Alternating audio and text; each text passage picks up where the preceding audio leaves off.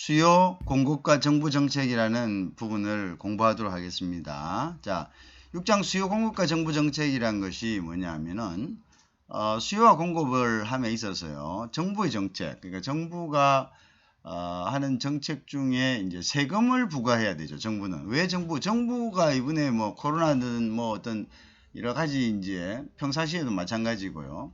이럴 때 뭐가 필요합니까? 돈이 필요합니다. 근데 정부는 수입 행위를 할 수가 없기 때문에요. 결국은 정부는 그 수입원이 뭐 정부가 경영을 한다든가 비즈니스를 한다든가 이런 것들이 지금 안 되는 거죠. 그죠? 그래서 정부는 이제 세금이 그 가장 이제 큰 수입원 중에 하나라고 이제 생각을 하시면 됩니다. 그러니까 정부의 주된 수입원은 이제 세금이다. 그죠? 그렇게 생각하시면 되겠죠. 그러면 이제 정부가 세금을 부여를 하려면은 이제 여러 가지 이제 저걸 해야 되거든요. 여러 가지 이제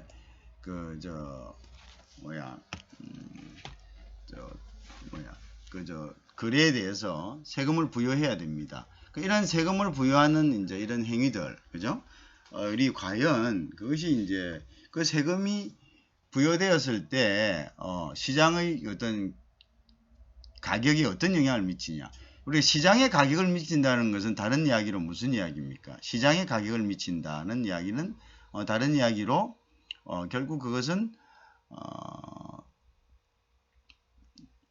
수요와 공급의 어떤 균형 가격에 영향을 미쳤다. 이게 되겠죠. 그죠? 수요와 공급의 균형 가격에 영향을 미쳤다. 그걸 우리가 이제 시장에 영향을 미쳤다라고 얘기를 합니다. 그죠? 수요와 공급의 어떤 균형 가격에 영향을 미쳤다. 자, 그러면 균형 가격에 영향을 미침으로 따라서 시장의 거래량, 그 다음에 이제 경기, 그죠? 경기에 이제 영향을 미치는 거죠. 그래서 우리가 이제 세금 부과라는 것은 피할 수 없는 거고요. 정부의 유일한 수입원이라고도 할 수 있습니다. 물론 정부가 다른 이제 뭐 수수료라든지 여러 가지 뭐 행위를 하지만 그 어떤 돈을 모으기 위한 행위를 하지만 가장 주된 것은 바로 세금이다. 세금이 없으면 정부는 거의 뭐 어떻게 유지가 안 되죠. 그죠? 자, 그러면 이제 우리가 보통 이제 국회 같은 데서 보면은 한 해에 이제 예산을 갖다가 의결을 하죠. 그죠? 그럼 예산을 예결하면 어떡하냐? 그러면 이제 뭐 예를 들어서 뭐 한 500조, 550조 이렇게 이제 결정을 하죠. 그러면 이거를 어떻게 됩니까? 매 분기마다 이제 세금이 거칠 것을 예상을 해서 그걸 갖다가 조절하겠죠. 그죠? 그래서 매 분기마다 세금이 거칠 것을 예상을 하고 조정을 하고 이제 그냥 국세청에서 이제 뭡니까? 이제 세금을 징수를 하는 겁니다. 그죠? 그래서 돈이 많이 필요할 때는 또 뭐 일단은 이제 급하게 뭐 필요한 세금을 부과할 수 있는 데는 다 세금을 부과하겠죠. 그죠? 자, 근데 문제는 이러한 세금을 부과함으로써 자, 후반기, 그러니까 우리가 이제 세금을 뭐 1분기, 2분기, 3분기, 4분기로 나누어서 이제 징수를 한다고 생각을 합시다. 그러면 이제 후반기에 경기가 잘 돌아야지 이게 이제 파는 사람이든 사는 사람이든 어떻게 순환적 사이클 우리가 앞장에서 배웠잖아요. 그죠? 가게와 기업과 그다음 거기 이제 정부는 빠져 있었지만 어쨌든 가게와 기업이 서로 상호작용을 하면서 그죠? 이게 시장이 잘 형성이 돼야지 소비가 이제 그게 결국은 이제 좋은 이제 세금을 더 받을 수 있는 그런 이제 원천을 만드는 거죠. 근데 정부가 이 세금을 과다하게 부과를 하거나 그 다음에 이제 뭐 또 조금 이제 시장에 어떤 수요에 영향을 주는 또는 공급에 영향을 주는 이제 그런 차원에서 세금을 갖다가 부과를 한다면은 결국은 나중에 세금을 받을 수 있는 이런 근거 자체, 즉 원천을 상실해 버리는 거죠. 그죠? 그래서 우리가 이게 정부 정책은 여기서 말하는 6장에서 말하는 정부 정책이라는 것은 이제 세금이죠. 세금. 세금을 누구에게 부과할 것이냐 또는 세금을 어느 정도 부과할 것이냐 그리고 세금을 부과했을 때 이것이 시장 가격과 공급 가격에 즉 균형 가격에 어떤 영향을 미칠 것이냐 이제 하는 것들을 우리가 이제 이번 장에서 배웁니다. 그죠? 자, 지금까지의 어떤 5장까지는 우리가 이제 앞으로 응용되는 부분에 대해서 뭔가 이제 지식을 갖기 위한 기초 지식을 쌓았습니다. 그죠? 기초 지식을. 이게 수요와 공급이 이런 거고, 수요 탄력성이 이럴 때 이런 거고, 그 다음에 공급이 탄력성이 이럴 때는, 이게 이런 식으로 잉여가 생기고, 편익이 생기고, 이만큼 수요가 줄고, 공급이 줄고, 이런 방법이 있구나. 라는 것을 우리가 이제 배웠죠. 자, 그런데 이제 그건 우리가 사실은 이제 기본적인 이제 그런 부분들이었죠. 그죠? 자, 그런데 이제부터는 뭘 배워야 되느냐 하면은 이제 조금 응용 단계로 들어갑니다. 정부가 어떤 정책을 내세웠다. 그럼 그 정책에 대해서 우리가 뭔가를 볼 수 있는 이제 시각을 길러야 된다. 그죠? 선생님이 항상 얘기한 게 뭡니까? 경제학은 결국은 지금의 현상을 설명하는 것이다. 왜? 경제학을 가지고 할 수 있는 것은 뭐냐면은 정책이죠. 정책. 그리고 정책을 하고, 그 다음 정책에 대해서 또 정부 당국자는 그걸 가지고 정책을 세우는 거고요. 경제 정책을 세우는 거고요. 그 다음에 이제 학자들은 그 정책에 대해서 제시를 하는 거고요. 그 다음에 여러분들은 그 정책을 바로 볼 수 있는 시각을 이제 기르는 것이 경제학의 주된 목표입니다. 그죠? 그래서 현실의 그 어떤 상황을 설명하지 못한다면은 그것은 경제학을 배운 의미가 없다. 그죠? 그래서 항상 현실의 어떤 상황을 봤을 때 여러분들이 이 수업한 것으로 가지고 이거는 어떤 현상이구나, 이거는 이렇게 되겠구나 라는 것을 우리가 이제 설명할 수 있는 그런 능력을 가져야 되겠죠. 그래서 6장은 이제부터 조금씩 이제 그러한 부분들에 대해서 여러분들이 이제 능력을 이제 함양하는 이제 그런 부분들로 이제 들어가는 것입니다. 자, 그래서 6장을 다시 한 번 더 이제 개괄을 정리를 하면요. 자, 정부는 여러 가지 정책을 합니다. 그죠? 그 중에서 가장 기본적인 것은 돈이 있어야 된다는 거죠. 여러 가지 뭐 복지도 하고 여러 가지 뭐 정책을 하지만요. 그 정책이 모두 기원이 되는 것은 결국은 돈이다는 거죠. 그죠? 돈이다. 그러면 그것도 뭐냐? 그럼 돈을 부과하는 것도 결국 그것도 정부의 정책이다. 즉 세금을 부과하는 것도 그럼 정부의 정책이다. 가장 기본이 되는 거죠. 다른 정책을 수행하기 위한 가장 베이직한 어떤 정책이 되는 거죠. 자, 그러면 이제 이러한 이제 정책 중에서요, 세금을 얼마만큼 부과를 할 것인지, 자, 세금을 어느 수준으로 부과를 할 것인지, 자, 그 다음에 또 세금을 누구에게 부과할, 즉 세금의 납세자를 누구에게 지울 것인지가, 그러면 시장에서의 수요와 공급에 어떤 영향을 미치는지에 대해서 우리가 이제 한번 설명을 이제 한다는 이제 그런 이제 의미가 되겠습니다. 아시겠죠? 자, 그래서 이제 봅시다. 자, 그럼 이제 한번 들어가 볼까요? 여러분들 이제 개괄을 일단은 딱 이해를 하고 들어가는 것이 굉장히 중요합니다. 그죠? 그래서 자, 이제 가격 통제라는 게 있습니다. 가격 통제. 정부가 가격을 통제할 수 있습니다. 우선 요거부터 한번 볼까요? 정부가 봤을 때, 자, 이거 시장에서 결정되는 상품이나 서비스의 가격이 이게 소비자, 사는 사람이 너무 지나치다. 독과점, 앞전에 우리가 시장 실패라는 걸 배웠죠. 그죠? 시장 실패. 즉, 자유경쟁 시장을 그대로 놔줬을 때는 가장 이상적이라고 했죠. 왜냐하면 서로의 어떤 그 수요와 공급에 의해서 균형 가격이 형성이 되는 거죠. 그리고 그 균형 가격에 맞게 재화가 필요한 사람에게 골고루 분배된다라고 이제 얘기를 했습니다. 그죠? 자, 그런데 이제 여기에서 이제 어떤 그 왜곡이 생긴다 그랬죠. 독과점이라든지 뭐 여러 가지 왜곡이 생길 수 있죠. 외부 효과라든지 그런 외부 효과 중에 이제 물론 독과점도 외부 효과죠. 여러 가지 이제 왜곡이 생기죠. 이런 왜곡이 생길 때는 어떻게 국가가 관여를 한다라고 얘기를 했습니다. 그죠? 관여를 한다. 자, 그래서 이럴 경우에 하나로서 이제 가격 통제라는 부분들이 있을 수 있습니다. 자, 가격 통제는 우리가 크게 이제 뒤에도 나옵니다만은 가격 상한제 또는 가격 한제 이런 것들을 할 수 있죠. 가격 상한제란 것은 가격이 최고 가격을 갖다가 정해 놓는 거죠. 그러니까 이제 물가가 너무 비싸다라고 할 때는 이 가격 이상으로는 받지 마라라고 이제 국가가 이제 관여를 하는 거죠.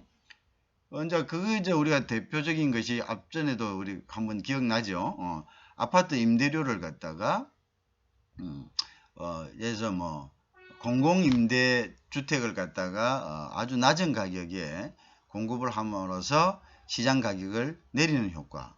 뭐 이거는 간접적인 거고, 직접적인 것은 아예 뭐 얼마 이상을 갖다가 올리지 마라라고 이렇게 통제를 하는 경우죠, 그죠? 그걸 갖다가 우리가 가격 상한선이다. 그래서 영어로는 price ceiling이다 이렇게 이야기했죠, 그죠? ceiling이란 것은 결국 뭘 이야기합니까? 우리가 천정을 실링이라고 하죠. 천정을 만들어 놨다. 가격의 천정을 천정을 뚫고 올라갈 수는 없는 거 아닙니까? 그죠? 물리적인 천정을 만들어 놨다. 그래서 그것을 우리가 그 정책을 이야기하는 거예요. 그 다음에 이제 가격 한제가 있죠. 그 가격 한제는 이제 최근에 있는 이런 것들이 이제 대표적인 거죠. 그래서 이건 이제 가격 한제는 어떤 게 있습니까, 여러분들? 가격 한제에 가장 가까운 게 어떤 게 있습니까? 최저임금제가 가장 한 거죠. 자, 이 가격 이하로는 내리지 마라 라고 이야기하는 거죠. 이 가격 이하로는 이제 내리지 마라 이렇게 하죠. 그래서 그걸 갖다가 이제 price flooring이다 이렇게 한다. flooring라는 것은 뭡니까? 바닥을 이야기하는 거죠. 그래서 바닥을 뚫고 들어갈 수는 없는 거 아닙니까? 그죠? 그래서 내려갈 수 있는 한도를 갖다가 정해 놓은 거죠. 어쨌든 이 두 개를 모두 다 우리가 가격 통제라 이렇게 이제 이야기할 수가 있는 거죠.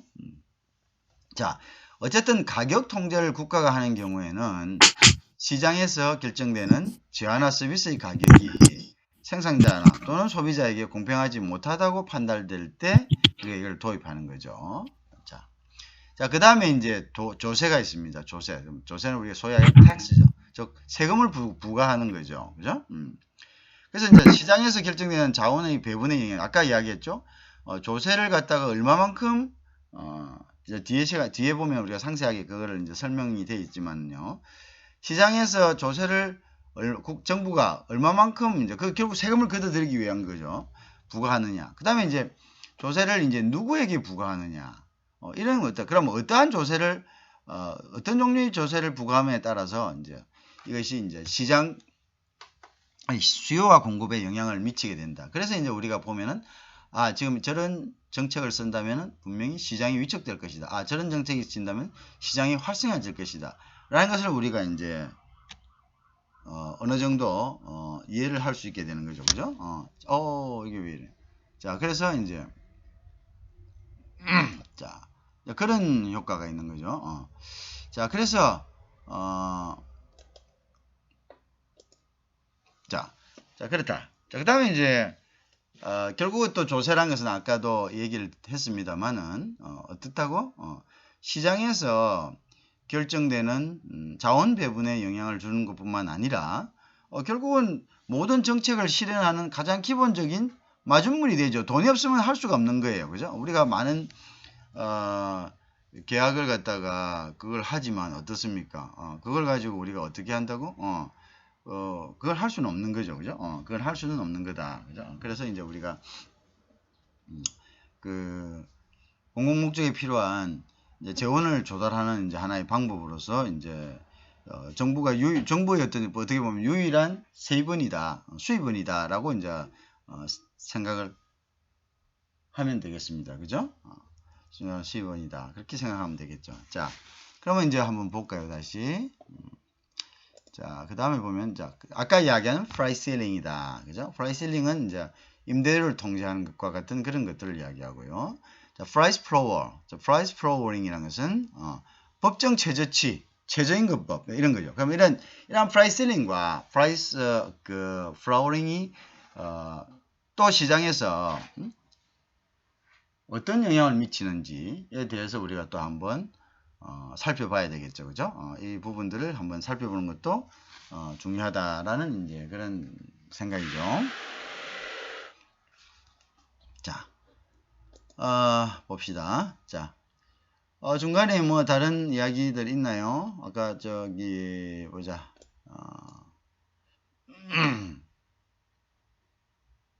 참가자들은 지금 다 들어왔고 지각한 학생들이 있네. 그죠? 자, 그 다음에 또 뭐 설명 된 거 있나? 오케이. 다 들어갔고, 자, 그런 부분들이 있다. 자, 그 부분들을 여러분들 이제 잘 이해를 합니다. 자, 그래서 이제, 그렇다. 자, 그 다음에 이제, 자, 그런데 이제 우리가, 프라이슬링과 그게 있는데, 실효성이 없는 가격 상한제 또는 가격 하한제가 있을 수 있다. 자, 그건 뭐냐? 예를 들어서 뭐 이런 거죠. 실효성이 없다. 그건 뭐냐? 가격 상한이 시장 가격보다 높게 책정되어 있다고 합시다. 가격 상한이. 가격 상한이 시장보다 높게 되어 있다. 그러면 뭡니까? 그건 아무런 효과가 없습니다. 그죠? 아무런 효과는 없다. 그렇게 되어 있다. 왜? 시장에서는 벌써 그 가격 상한보다 낮은 가격으로 가격이 형성되어 있으면은, 그 뭐, 무슨 의미가 있습니까? 야, 요거 위에 올라가지 마라 했는데, 그보다 더 낮게 가격이 형성되어 있으면은, 그 무슨 말이냐면요. 이런 이야기입니다. 여러분들이 조금 이제 헷갈릴 수 있는데요. 예를 들어서, 이렇게 있는데, 가격을 갖다가 우리 야, 100원까지 하지 마라. 100원 이상, 이거 높이 봐지 마라 하는데, 근데 실제 지금 가격은 얼마? 실제 지금 가격은 얼마에 돼 있다? 실제 지금 가격은 90원에 형성되어 있는 거예요. 지금 아무리 높아도. 자, 아무리 높아도 90원에 형성되어 있으면 이게 100원에 설정된 거에 도달도 안 했기 때문에 이거는 의미가 없는 거예요. 알겠죠? 의미가 없습니다. 자, 근데 의미가 있는 경우는 어떤 경우입니까? 실제 가격이 얼마? 110원일 때, 110원 돼 있다, 지금. 지금 시장에서 거래되는 가격이 110원이다. 110원이면은, 이 가격을 갖다가, 상한제를 갖다가, 프라이슬링을, 우리가 그래서 프라이슬링을 했다. 프라이슬링을 해서 100원에 했다. 그럼 이게 내려오는 효과가 있잖아요. 그죠? 자, 그런데 이게 이미 100원 아래로 시장 가격이, 형성이 돼 있으면, 90원에 형성이 돼 있으면, 이걸 갖다가 100원에 하라라고 해봐야 아무런 효과가 없죠. 요 아래 벌써 최고가 90원에 형성이 돼 있지 않지 않습니까? 그러니까 아무런 의미가 없는 거죠. 그죠? 그런 이야기죠. 그죠? 그렇다는 이야기. 그래서 이것은 거래량에는 아무런 효과가 없다라고 이제 얘기를 할 수가 있는 거죠. 자, 그리고 이제, 상한 가격, 상한제보다 시장 가격이 높이 형성되어 있을 때, 프라이슬링, 즉, 거래 상한제, 즉, 가격 상한제를 했을 때 이 가격이 밑으로 내려오는 효과가 있지. 이미 시장은 가격 상한제보다 아래 가격에서 형성되어 있는데 그 위에다가 가격 상한제를 한다면 그거는 뭐 지금 당장 효과가 있겠습니다. 나중에 뭐 이렇게 가격이 올라가는 걸 방지를 할 수는 있지만 우리가 가격 상한제는 가격 하한제를 지금 실시하는 이유는 당장 시장에서의 어떤 왜곡 현상을 갖다가 방지하기 위해서죠. 지금 당장 시장에서 가격이 너무 올라 있는 이런 상태에서 가격을 끌어내리기 위한 하나의 방법이지 지금 가격이 뭐 장기적으로 가격이 올라갈 걸 갖다가 대비해 가지고 가격 상한제를 실시하지는 않습니다. 그죠? 그러니까 지금 시장 가격이 90원인데 가격 상한제를 100원을 했다 해서 지금 효과가 당장 나타나느냐? 장기전으로 이제 이것이 가격이 서서히 올라가 가지고 100원이 넘었을 때는 효과가 나타나 있지만 지금 당장의 어떤 가격적 수요와 지금 당장의 수요와 공급에는 영향을 미치지 않는다. 그대로 왜 가격이 그대로 이제 형성되어 있을 때 이건 효과가 없다. 이런 정책은 효과가 없다. 그러니까 이제 시장 가격이 실질적으로 얼마에 형성되고 있는가라는 것을 보는 것은 아주 이제 중요한 거겠죠, 그죠? 그런 것을 이제 우리가 알아야 되겠죠, 그죠? 그런 이야기를 하자는 겁니다, 지금. 자, 그래서 이제 또 이것도 마찬가지입니다. 그 다음에 이제, 그 다음에 어떤 거냐면, 실효성 있는 가격 상한제라는 것은, 자, 가격상이 시장보다 낮게 책정되면 물량 부족이 생기죠, 그죠? 자, 결국은 뭐냐, 이제 요거는 이야기를 하는데요. 아까 같은 경우죠, 아까 같은 경우. 여기 이제 지금 100원에 설정을 해놨어요. 가격 상한제를.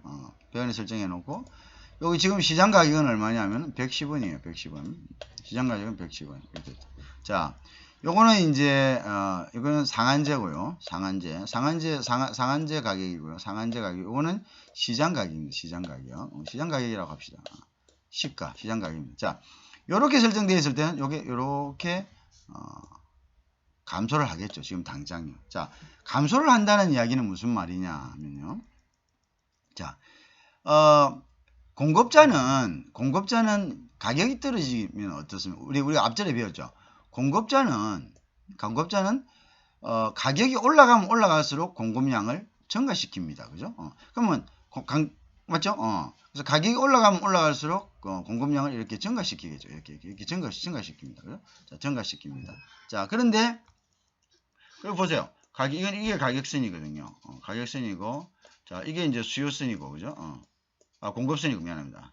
이게 이제 공급선이고, 공급선이죠. 자, 공급자는 가격이 올라가면 올라갈수록, 이걸 증가시키죠. 이렇게 증가시킵니다. 계속 증가시킵니다. 이렇게 증가시킵니다. 그죠? 근데 가격이 줄어들면 어떻게 됩니까? 가격이 줄어들면, 이게 이쪽으로. 이제는, 내가 뭐, 남지도 않는데 이거 뭐대로 하냐? 그래서 이게 자꾸 이쪽으로, 이쪽으로. 가격이 줄어들면 이제 이쪽으로 가는 거죠. 이쪽 선이 공급선이 이쪽으로 이동돼. 여기는 왜? 이게 수량이 있기 때문에. 수량이 적은 쪽으로 공급선이 이제 이동이 되는 거죠. 이런 식으로. 자, 이런 현상이 벌어지기 때문에 결국 어떻게 됩니까? 상한 가격이 시장부가 가격보다 낮아지면 이렇게 낮아진다. 이렇게 낮아져 버리면 어떻게? 공급자는 의욕을 잃고 공급을 줄이게 됩니다. 그죠? 공급을 줄인다는 것은 여기서 이쪽으로 이렇게 간다는 거죠. 공급을 줄이게 되니까 어떻게 됩니까? 당연히 물량 부족 현상이 생기게 되겠죠. 물량 부족 현상이 생기게 됩니다. 그래서 결국은 이제 이것은 물량 부족 현상이 생기게 된다. 그래서 물량 부족 현상을 갖다가 스토리지다 이렇게 이야기합니다. 스토리지가 발생합니다. 그죠? 그렇게 이제 된다 이렇게 이야기하고 있습니다. 그죠? 자, 그래서 이제 이런 방식으로 하면은 이제 뒤에 설명을 하지만은 이거는 비효율적이다 또는 불공평한 현상이 발생합니다. 왜 불공평하고 비효율적인가는 이제 뒷장의 그래프를 보면서 좀 더 이제 설명을 하도록 그래 하겠습니다. 그죠? 자, 그래서 이제 자, 우리가 이제 그런 방법들이 이제 있는 거죠. 자, 그다음에 이제 다시 비효율적인 부분이 있다는 것은 일단 그 정도만 여러분들이 지금 이제 이해를 해줍니다. 자, 뒤에 나오죠. 자, 여기 이제 나옵니다. 바로. 자, 보십시다. 자, 우리가 요 가격이 이제 일종의 이제 균형 가격입니다. 시장에서의, 그죠? 균형 가격이죠. 그래서 수요자가 있고 공급자가 있어서 이제 국가가 이제 이러한 이제 가격에 대해서 아무런 사실 없었을 때, 가격에 대한 통제가 없었을 때, 자연스러울 때, 이게 이제 시장 가격이죠. 그죠? 간섭 없는 가격. 그죠? 간섭이 없는 가격이다. 간섭이 없다. 요때는 이제 간섭이 없다. 간섭이 없습니다. 국가가 어떤 중간에 끼어 들어가고 간섭하지 않습니다. 그래서 간섭이 없다. 간섭하지 않는 가격이 딱 형성되어 있는데, 이제 그 가격을 우리가 3달러라고 가정을 합시다. 그죠? 3달러가 가정되었습니다. 자, 이때 이제 거래량은 균형 거래량은 이제 파는 가격, 파는 거래량 또는 사는 거래량이 똑같은 거죠. 자, 파고 살고가 이제 100개가 이제 파고 살고가 됐다는 거죠. 그죠? 공급자는 100개를 팔았고 수요자는 100개를 갖다가 구입을 했습니다. 그죠? 파고 사는 가격이 결정이 났습니다. 자, 그런데 국가가 이거 보니까 이 가격이 뭐 어쨌든 자기들이 판단해서 이 가격으로 보지 않았겠죠. 국가가 이 가격 보지 않고 뭐 국가는 잘못해갖고 뭐 이 정도로 봤겠죠. 이 정도로 한 5불로 봤어요. 5불로 봤는데 이걸 5불을 봤는데 실제 가격은 3불인 줄 모르고 균형가격이 3불인 줄 모르고 5불을 보고 그러면 이게 좀 1불 정도 내려야 되겠다 이렇게 생각했었겠죠. 그죠? 그리고 왜 이게 지금 여기에서 3불인데 4불로 하면은 지금 요 4불 위로 올라가지 마라라고 지금 얘기한 거예요. 그게 이제 가격 상한죠. 프라이스 실링이 된 거죠. 그죠? 그런데 가격은 지금 시장에서는 3불에 팔리고 있는데 이까지 올라가지도 않았는데 이까지 올라가지 마라 라고 얘기한다면은 조금 전에 제가 얘기를 했습니다. 우리가 가격 상한제를 실시하는 이유는 뭡니까? 지금 뭔가 왜곡된 시장을 바로잡기 위한 거죠. 지금 왜곡된 시장을 바로잡기 위한 거니까 뭐 장기적으로 가격이 이렇게 여기서 4불 올라갔을 때 이 가격을 통제하겠다 이런 것보다는 지금 굉장히 급박한 상황에서 가격을 갖다가 끌어내리기 위한 정책이죠. 자, 근데 지금 3불이 있을 때는 당장에는 장기적으로 예를 들어서 예를 들어서 수요가 증가하거나 공급이 감소하면 이쪽으로 가겠죠. 왜? 공급이 약이니까 공급이 감소하면 자연적 뭡니까? 이게 공급이 이게 쭉 감소해 보세요. 이 그래프 옆으로 올려 보세요. 그럴 때 이렇게 접근하잖아요. 이 가격세. 그럼 가격이 당연히 올라가는 거죠. 그죠? 그 다음에 뭐고 수요량은, 사는 양은 줄고 공급은 올라가게 되겠죠. 자, 왜? 딸리니까. 여기 이제 그 이야기가 나옵니다. 자, 그런데 이제, 자, 우리가 이제 왜냐면 이제 사자는 사람이 공급이 줄면 이제 수요는 이렇게 유지가 되어 있기 때문에 이 공급 곡선을 수요 곡선이 따라가죠. 왜? 사야 되니까요. 그러니까 결국은 뭐 수요량은 많아지고 넘쳐나고 공급량은 적어지니까 가격은 올라가고 그 가격에서 다시 형성이 되겠죠. 그죠? 자, 이래 됐을 때는 어쨌든 간에 잘못 알아가지고 5불인 줄 알았는데 지금 3불이다. 이럴 때는 단기적으로는 아무런 효과가 없는 거죠. 그냥 사람들은 그냥 3불에 계속 거래하고 있고 상한 가격 4불은 아무런 시장에 영향을 미치지 못합니다. 그죠? 미치지 못하죠. 그죠? 자, 이제 그런 거죠. 그래서 이제 되죠. 자, 그런데 예를 들어서 여기서 아까 이제 얘기한 거죠. 자, 근데 이제 예를 들어서 여기 보세요.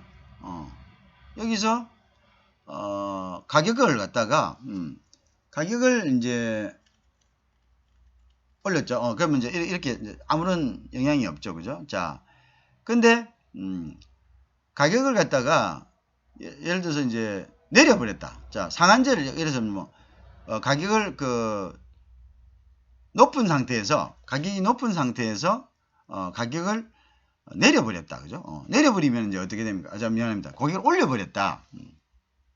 올려버리면은 여기서 이제 가격을 자 보세요. 가격 상한제를 이제 안 된다. 3불은 이제 시장을 파악을 했어요. 사람들이 시장을 파악을 하고 시장 가격이 3불이네. 그러면 안 되겠다. 이거 지금 너무 이거보다 조금 더 낮춰줘야지. 그래서 2불로 하자 이렇게 했어요. 2불로. 그러면 3불에서 거래가 되고 있다가 2불로 해야 되니까 이 공급자는 3불에서 공급을 할 수가 없습니다. 여기 있던 아까 100에서 공급이 안 되는 거죠. 왜? 이 사람은 여기에서 가격 3불을 받아야지 요 정도 100을 갖다가 공급할 수 있는데 3불은 안 된다니까 2불로 가는 거예요. 그러면 안쪽으로 뭡니까? 이거는 공급량이잖아요. 공급량이 줄어들 수밖에. 왜 줄어듭니까, 여러분들? 내가 3불 가지고는 수지가 안 맞으니까 나 안 하겠다는 공급자들이 나오잖아요. 근데 남는 게 없다. 우리가 마찬가지죠. 뭐 하는데 원가하고 그거 또는 미지는 장사라면 그 비즈니스가 합니까 아닌가? 비즈니스 하지 않잖아요. 그죠? 그러면 이제 수요량은 점점 줄어듭니다. 나는 뭐 그냥 있는 것만 지금 팔고 치우란다. 더 이상은 내가 물건을 만들지 않겠다. 뭐 이런 식으로 나오겠죠. 그러면 이제 수요량은 점점 줄어들죠. 그래서 이제 어떤 문제가 생기느냐 하면 이제 이런 문제가 생기는 거죠. 자, 원래의 공급 가격은 여기입니다. 여기. 원래의 가격은 여기죠. 여기서 100개에서 형성되었습니다. 그래서 100개에서 형성되었는데, 자, 요게 균형점이었죠. 균형 가격. 근데 보세요. 근데 여기서 어떻게? 여기로 이동했어요. 여기로. 왜? 요게 이제 가격선을 따라서, 요 가격선이 이렇게 하락이 되잖아요. 가격선을 따라서 이렇게 공급 곡선이 내려오다 보니까, 아까 그런 이유죠. 나 더 이상 못 팔겠다. 있는 재고만 팔고 생산 안 하겠다. 물량이 부족이 생기죠. 그러니까 물량이 75개만 공급이 되는 거예요. 여러 가지 이유에서죠. 그죠? 더 이상 이제 이득이 안 나니까 공장의 생산을 중단하든가 부분 생산을 한다든가 아니면 완전히 생산을 안 하고 있는 재고만 판다든가 뭐 여러 가지 방법이 있겠죠. 그죠? 자, 어쨌든 공급이 줄어듭니다. 자, 근데 수요도 마찬가지다. 자, 수요와 공급은 균형점에서 원래 맞춰지는데 그러면 2달러로 내려왔으니까 그러면 여기서 줄을 쫙 끈 이 선에서 수요와 공급선이 만나게 됩니다. 원래는 균형점에서 이렇게 X 교차점에서 만나야 되는데 여기에 가격 상한선이 있기 때문에 교차점에서 만나지 않고 어쨌든 가격선에서 만납니다. 왜? 이 가격선에 따른 이 공급량이기 때문에 즉 가격선과 공급량은 같이 이렇게 가기 때문에 알겠죠? 자, 그렇기 때문에 보세요. 자, 여기서 2달러로 상한제를 내렸다. 자, 2달러 이상 받지 마! 한 거예요. 2달러 이상 받지 마! 시장 가격, 균형 가격은, 시장 가격하고 균형 가격은 조금 틀릴 수 있는데요. 그래서 균형 가격은 3불인데, 자, 2달러 이상 받지 마! 하니까, 자, 결국 공급량은 줄어드는데, 수요량은 어떻습니까? 수요량은 그대로잖아요. 수요는 더 증가하죠. 수요는. 왜 수요는 증가합니까? 가격이 싸니까. 그러니까 여기는 수요점이 여기에서 싸다 해서 막 물리는 거예요. 여기까지도 증가했습니다. 자, 공급은 어떻게? 여기까지도 감소를 했죠. 자, 결국은 수요의 증가분과 자, 이 균형점이 원래 100이었어요. 그 다음에 공급의 증가분이 이렇게 되니까 서로 더 가속도가 더 멀어졌죠. 자, 결국 공급량은 줄고 수요량은 늘어버렸어요. 그죠? 75에서 85, 95, 100, 115, 125, 50이 더 늘어났어요. 50의 괴리가 차이죠. 50의. 공급이 50의 물량 부족이 생기는 거죠. 맞죠? 여기에서 물량 부족이 50이 생긴다. 이렇게 되는 거죠. 자, 그러면 이제 우리가 이제 생각을 해야 됩니다. 자, 분명히 이제 알겠죠? 가격을 내렸는데 국가가 소비자들을 조금 더 좋게 하려고 가격을 내렸다 이 말입니다. 그죠? 국가가 소비자들을 조금 좋게 하려고 가격을 내렸어. 근데 결국은 뭐냐? 물량 부족이 생겨. 그러면 또 어떤 문제가 생기겠냐? 자, 여러분들이 그렇다. 여러분들 이게 생필품이라고 생각해 보자. 생필품에 이제 그 가격이 갖다가 이제 그 뭡니까? 그러면 이제 이게 생필품은 우리가 소비자가 탄력적입니까? 비탄력적입니까? 소비가 생필품 같은 비탄력적입니다. 일단 쌀, 뭐 이렇게 비누 뭐 이런 거 먹고 씻고 해야 되잖아요. 그죠? 학교 올 때 다 그거 해야 되니까. 소비가 비탄력적입니다. 그죠? 그러면 이제 이럴 경우에는 그러면 어떻게 되냐? 이거는 이제 더 뭡니까? 자, 비탄력적이라서 사자는 건 더 사는데 물량이 부족이 되면 이제 이게 가격차가 즉 공급량의 어떤 물량 부족이 더 심하게 생기는 거죠. 왜? 사려는 사람들은 물량 부족이 생기니까 어떤 심리가 우리가 사재기 심리가 생기겠죠. 그죠? 사재기 심리 생깁니다. 자, 그런데다가 이제 또 어떻게 좀 불안하니까 그죠? 그 다음에 이제 물건이 싸니까 뭡니까? 일단 지금 부담이 없다. 그러니까 사두자. 이렇게 또 사죠. 자, 그래서 수요량은 점점 늘어나는 거죠. 공급자들은 뭡니까? 공급자들은 또 보니까 아이고 이거 자, 물건 이거 상한제 해가지고 이렇게 어차피 올릴 수도 없고 돈도 안 남는다. 이래가지고 점점 가동을 중지시켜 버릴 수 있어요. 그러면 이 갭은 더 벌어질 수가 있다.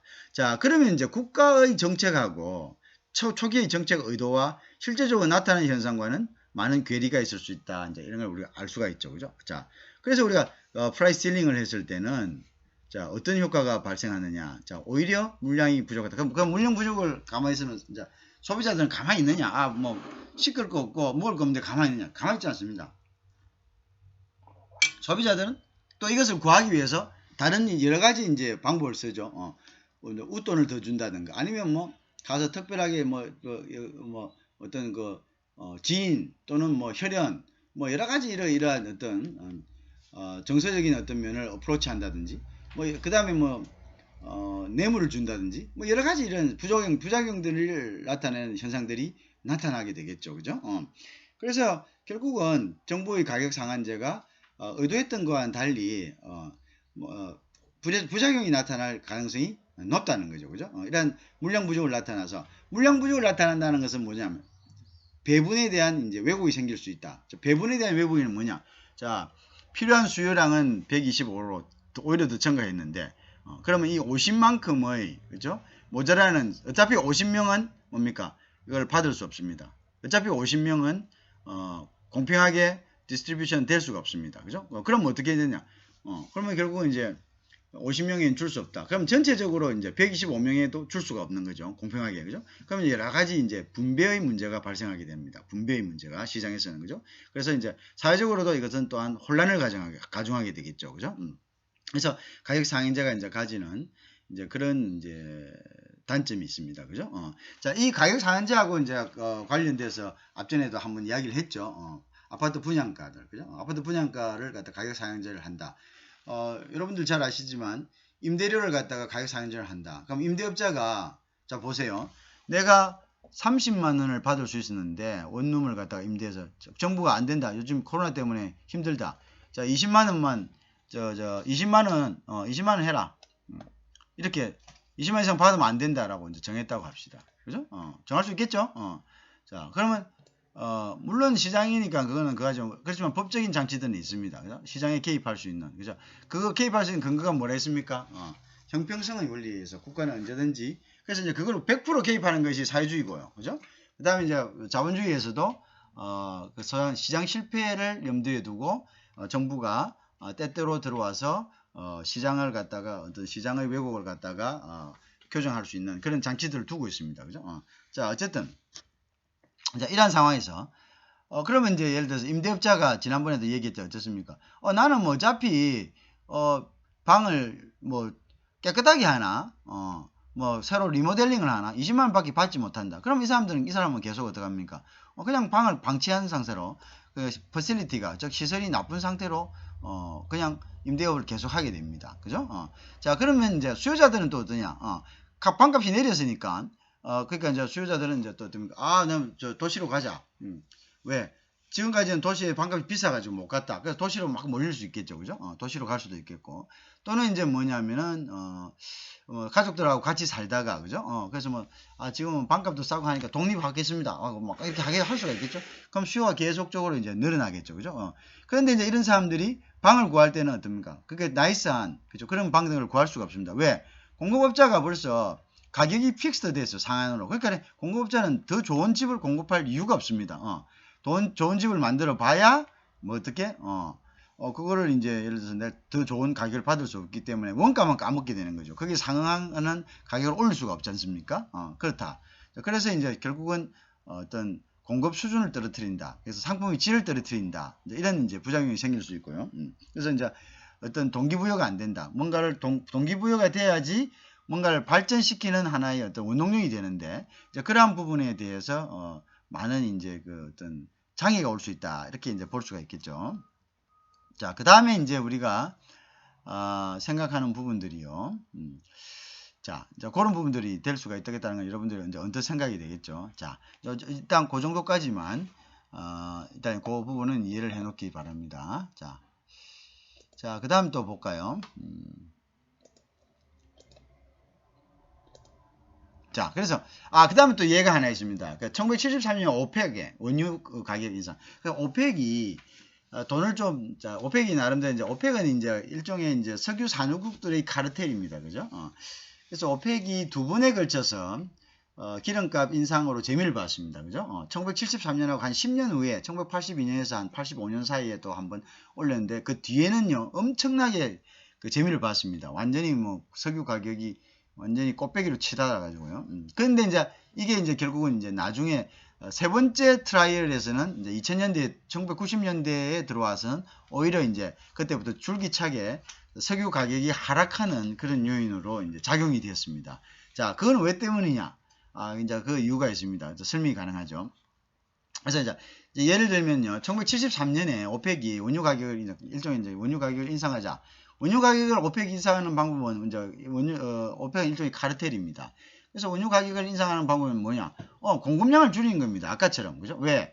원유에 대한 탄력성은 비탄력적입니다. 왜? 우리가 난방해야죠. 산업을 돌려야죠. 자동차 돌려야죠. 이러면 이제 원유에 대해서는 우리 원유 가격이 당장 오른다 하더라도 원유를 갖다 당장 안 쓸 수가 없습니다. 당장 밥에 먹어야 되고, 뭐 차를 타고 가야 되고, 그 다음에 공장을 돌려야 되니까요.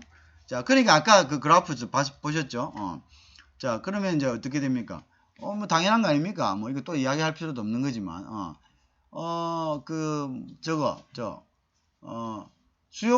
수요는 일정한데, 그죠? 공급량이 줄면 뭐가 생깁니까? 그 차이가 생기죠. 차이가 생겼죠. 아까, 물량 부족이 생긴다. 물량 부족이 생기면 더 불안해지고 더 갈망하게 됩니다. 그죠? 그러니까 어떻게? 가격을 올려도 그 가격에 따라서 비탈 때 더 가격이 올라가는 거죠. 그래서 그러면 이제, 앞전에 우리가 배웠죠. 그러니까 수요가 가격이 감소한 만큼 수요가 증가하면 그 증가하고 가격 곱하기 수요량이니까 그만큼 공급자의 이득이 되는 거죠. 그래서 공급자는 이제 그 이득이 되는 점이 1보다 크느냐, 1보다 작느냐. 즉 내가 공급을 갖다가 공급량을 줄여서 가격이 올린 것이 결국 올린 것보다 수요량이 탄력성이 더 크면 자기 이득이 남는 거죠. 그죠? 그러면 이제 자기 이득이 되었죠. 그 기억나죠? 그러니까, 오펙에서는 가격을 올리니까 어떻게 했습니까? 이거는 이제 가격은 일단은 그거잖아요. 이렇게 이제 균형각이 이렇게 돼 있다가, 이렇게 돼 있다가, 이게 이제, 지금은 이제 수요 공급 이렇게 돼 있는 거죠. 그래서 여기서 공급량이 딱 결정이 되고, 자, 여기서 이제 가격이 이제 여기서 원유당 이제 100불이다 이렇게 공유되는 거예요. 그래서 이 사람들이 야, 이 생산량을 좀 줄이자. 요 생산량이 100불에 100드럼이라 합시다. 100드럼. 야, 이 생산량 좀 줄이자. 요 생산량 50을 줄여버리자. 씨. 이렇게 된 거예요. 50 줄이자. 그래서 50 줄이니까 요렇게 그래프가 요렇게 올라갔죠. 그러면 어떻게 됩니까? 요렇게 올라가겠죠. 이렇게 올라가면 자 50을 줄이니까 가격이 왜 올라가느냐? 여기에 있는 수요 자, 야, 미안합니다. 요거예요. 그죠? 자, 그래서 이제 공급량을 여기서 이렇게 줄여버립니다. 그죠? 이렇게 줄여버려. 줄여버리니까 결국은 수요는 어떻게? 자, 공급량을 줄여버리죠. 이동을 이렇게 이동이 되겠죠. 그죠? 여기서 이렇게 해서 줄여드리니까 이렇게. 그럼 수요량은 어떻게? 수요량은 여기 있는 거 이게 수요도 이렇게 줄어들어 버리면 같이 줄어들어 버리면 이게 남는 게 없습니다. 요 부분밖에 안 되니까. 그죠? 요 부분밖에 안 돼요. 근데 이걸로 수요는 픽스가 되어 있는 거라. 픽스가. 내가 조금 그림이 그래서인데. 자, 다시 그렇게 잘 봐. 볼 것도 없어요, 사실은. 그죠? 다 여러분들이 다 아는 이야기지만, 그래도 이제 한 번 더 내가 이야기를 해봅니다. 왜? 조금 이해가, 이야기할 거 있어? 번쩍번쩍거리네. 중간에 웬만하면 번쩍번쩍거리지 마라. 번쩍번쩍 거리면은 몇 번씩 그냥 하고. 그래서 여러분들 번쩍거리는 게 있어서 잠시만 봅시다. 아이씨. 자, 봅시다. 그러니까 말해. 그래, 그냥 써놔라, 그래. 그 출석했으면 써놔야 돼. 그, 너희들 수업하고 있는데 지금 출석했습니다. 이러면은, 수변아. 그 어떻게 해야 되나? 내가 또 확인해. 내가 이게 지금 동시에 확인이 안 된다. 화면을 크게 너희들도 알다시피 꺼놓고 있거든. 그러니까 이제, 일단 그거 해라. 조금 있다가. 그래. 자, 나중에 다시, 내가 브레이크 있던 시간에, 네가 요렇게, 나중에 이야기 하든가, 그리고 늦게 오면은 내가 그거 해요. 그래서 일찍 조금, 다닐 수 있도록. 자,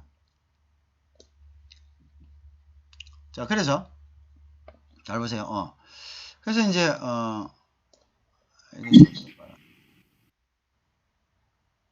자, 이게 맥이 또 끊어진다. 이래 되면. 자, 그래서 이제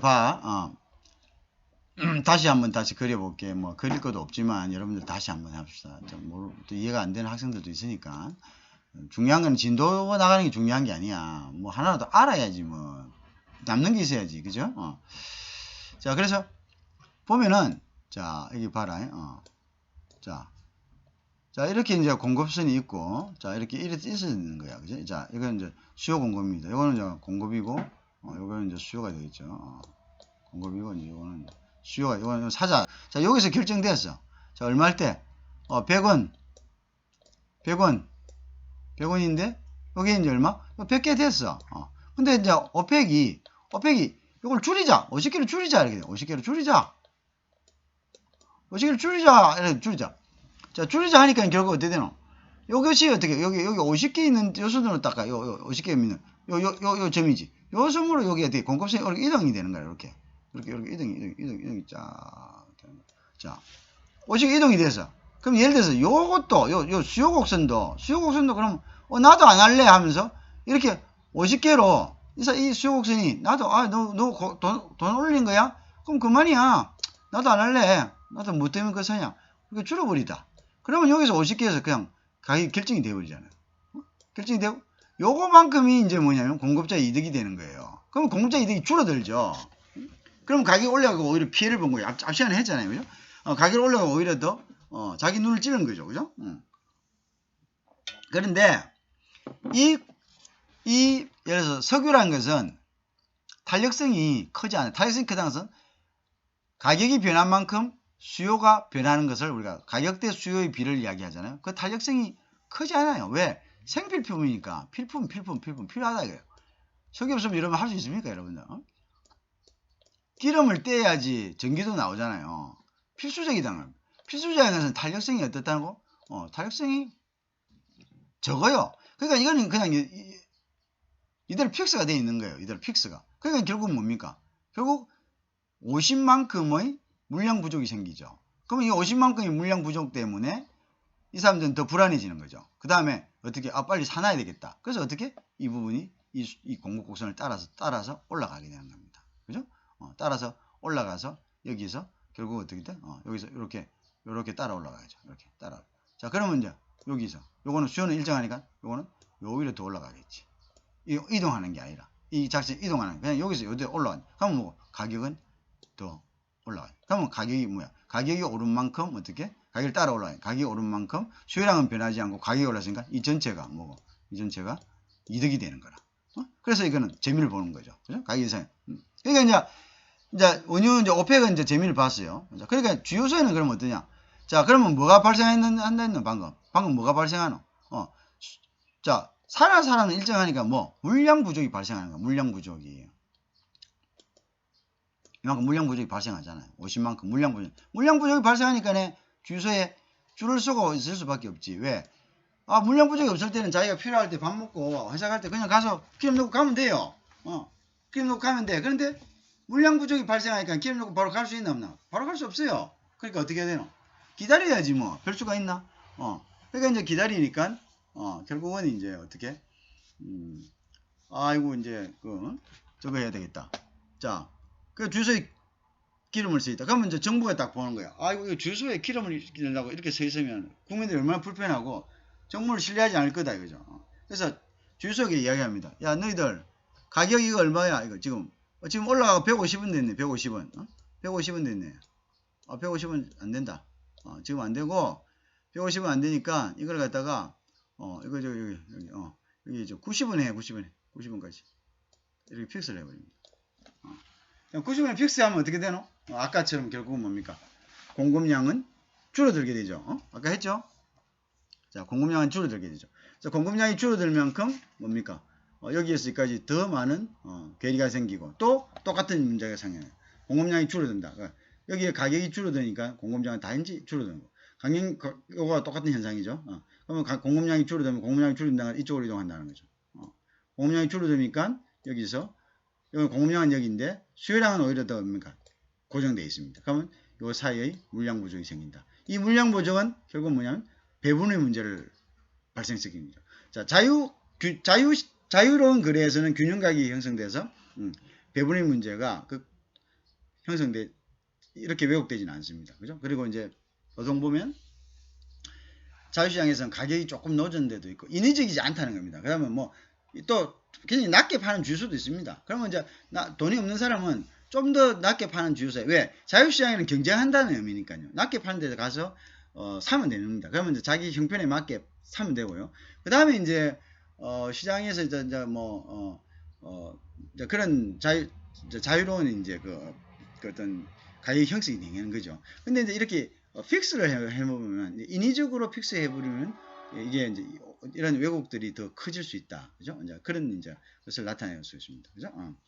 자, 이것도 마찬가지죠. 아까와 같이. 자, 원유 가격이 상한제 오른 후에는 이제 아까와 똑같은 겁니다. 그죠? 물량 부족이 생길 수 있다. 그 이야기입니다. 그죠? 그래서 이제 이런 현상이 생기니까 이제 원유 가격에 대한 차별이 생겼습니다. 그죠? 차별이 생기니까 결국은 이제 이것도 이렇게 이제 정부가 이제 폐지를 하게. 자, 이 보시면 아까와 같은 이야기죠. 자, 물량 부족이 생기는 겁니다. 그죠? 물량 부족이 생기죠. 지금 3불에 팔았는데 원유를 2불에 팔아라. 그러니까 공급자들은 뭡니까? 공급자들은 여기 요 물량만 여기서 이렇게 내려오는 거죠. 물량만 내려오는 거죠. 공급자들 내려오는 거죠. 여기 왜 가격이 픽스 됐으니까 요거로 딱 내려오는 겁니다. 여기 딱 내려오게 되는 거죠. 그대로 내려옵니다. 타고 내려옵니다. 선을 타고 딱 내려옵니다. 자, 물량 부족. 그 다음 요 사람도 타고 더 증가되는 거죠. 여기 딱 생기는 거죠. 그러면 이제 휘발유의 물량 부족이 요만큼 생기는 거죠. 똑같은 이야기죠. 그럼 요 부분에 대한 분배는 왜곡된다는 거죠. 주유소 사장님한테 가가지고 사장님 요거 제가 원래 팔던 가격으로 3불 드리겠습니다. 내지는 3불보다 더 3불보다 더 제가 5불 드릴게요. 그럼 이게 누가 피해입니까? 물가를 내리려고 했는데 실제 거래되는 것은 암시장 가격으로 거래될 수 있다는 거죠. 그러면 결국 뭐야? 이거 안 할 때보다 소비자들은 더 많은 부담을 하고 물량을 부족한 물량 때문에 더 많은 부담을 하면서 경쟁적으로 물량을 확보해야 되는, 즉 수요를 갖다가 확보해야 되는 이런 문제가 생기겠죠. 그죠?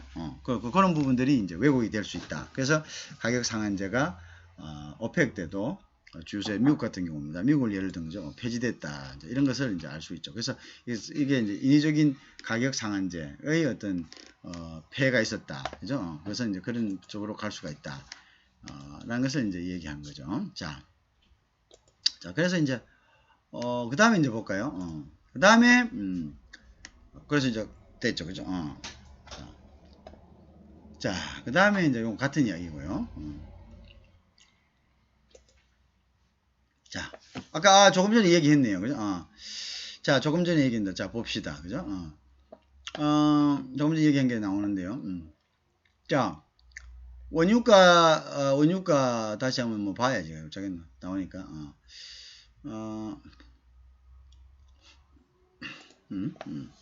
자, 원유가가 있죠.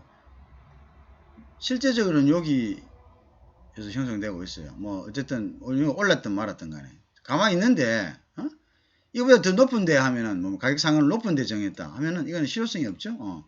뭐 여기 지금 올랐는데도 지금 여기서 지금 원유가 올랐는데도 여기서 거래되고 있다는 거는 공급자하고 수요자하고 여기서 지금 잘 거래하고 있다는 겁니다. 물론 이제 뭐 원유가 올라서 부담은 있겠죠, 수요자가. 그러니까 이제 국가는 그 부담을 고려해야 되는 거죠, 수요자이고. 어쨌든 여기서 있으니까 주유소에 줄 서는 일은 없다. 왜? 내가 돈을 더 주지만 주유소에 가면은 기름은 있다 이거죠. 왜? 공급자가 기름을 가격이 높으니까 이득이 더 많으니까 파니까요. 그럼 내가 이제 가느냐 못 가느냐 그 차이입니다. 인위적인 왜곡이라든지 의도적인 물량 감소는 없다는 거죠. 그죠? 없다. 그다음 시장에서 자연적으로 모든 시장이 그렇습니다. 가격이 오르면 능력이 안 되는 사람 못 쓰는 건데 그걸 갖다가 이제 예를 들어서 뭐 인위적이지는 않지 않습니까? 그죠? 그걸 그래서 뭐 이거는 이제 뭐 수요가 줄었다. 물론 가격이 오르면 시장을 주는 건데 그건 인위적인 게 아니라 자연적인 거죠. 그죠? 자연적인. 그 자연적인 게 지나쳤기 때문에 국가 간섭하는 거죠. 인위적으로. 근데 그 간섭하는 것이 과연 자연적인 증가로 인한 수요 감소나 보다도 더 효과적인가 더 필요한가 이거죠. 더 필요한가? 그것을 컨트롤하는 것이 나누는 것보다 더 필요한가? 이제 그 부분입니다. 그죠? 자, 그 부분에 대한 것이 이제 필요한가? 그죠? 그래서 이제 그런 부분이죠. 그런 부분에서 우리가 이제 봐야 되는 거죠. 그죠? 자, 그래서 이제 이런 경우에는 요때 이제 높을 때는 뭐 아무 의미가 없죠. 자, 그러면 내려부터 합시다. 내렸다. 그죠? 자, 그래서 이제 우리가 여기서 자 보세요. 그래서 이제 여기는 이제 이런 부분들이 생깁니다. 가격 상한을 갖다가 이제 이렇게 정해버렸어요. 자, 가격 상한이 이제 정해버리니까 어떻게 됩니까? 여기에서 이 사람들이 공급을 갖다가 줄여버리는 거죠. 공급을 줄여버리니까 이만큼 뭡니까? 이만큼 그러니까 공급이 이렇게 감소했죠. 공급이 감소했어요. 그래서 가격 상한제가 이렇게 돼버리면요, 요 가격 상한에서 뭐가 됩니까? 요 가격 상한에서 자 보세요. 공급과 수요가 여기서 걸쳐져 버리는 겁니다. 예, 여기 요 균형 가격으로 이렇게 갈 수가 없어요. 자, 가격이 올랐어요. P2로 올랐어요. P1에서 P2로 올랐어요. P1에서 잘 하고 있다가 오펙이 가격을 올려버렸어요. 자, 그러면 공급 가격도 올라야죠. 이 사람들도. 왜요? 들어오는 원가가 올랐으니까 휘발유 공급자도 가격을 더 올려야지 이득을 볼 거 아닙니까? 그래서 가격을 더 이제 올려버렸어요. 이 사람이. 자, 가격 올렸어. 그러면 이제 요까지의 어떤 뭡니까? 요까지가 뭐고? 요까지가 이제 예를 들어서 수요와 공급의 이제 차이가 생기는 거죠. 자, 그러면 이제 어떻게 되냐? 그러면 이제 여기까지를 가기 위해서 이제 사실은 이제 공급선을 따라 올라가는 밖에 없죠. 공급량이 줄었으니까. 오펙이 공급량을 줄여버렸잖아요. 오펙이 공급량을 여기에서 일로 줄여버렸잖아. 줄여버리니까 결국 공급선은 일로 올라가요. 오펙이 줄인다는 것을 결국 휘발유 주유소의 어떤 공급이 준다는 거 똑같은 거죠. 올렸다. 자, 그러면 이제 요만큼의 물량 부족이 생겨요. 그럼 원래는 뭐냐면 요만큼 물량 부족을 따라서 이 선이 이렇게 올라가야 돼요. 균형 가격이 올라가야 되겠죠. 뭐가? 수요선이 올라가야죠. 어쩌겠어요. 가격이 올라도 필요하니까 올라가야죠. 올라가야 되는데 국가가 여기서 딱 선을 그어버리는 거예요. 안 된다. 못 올라간다.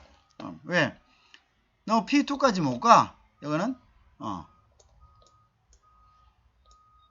P P1-1로 여기서 그만.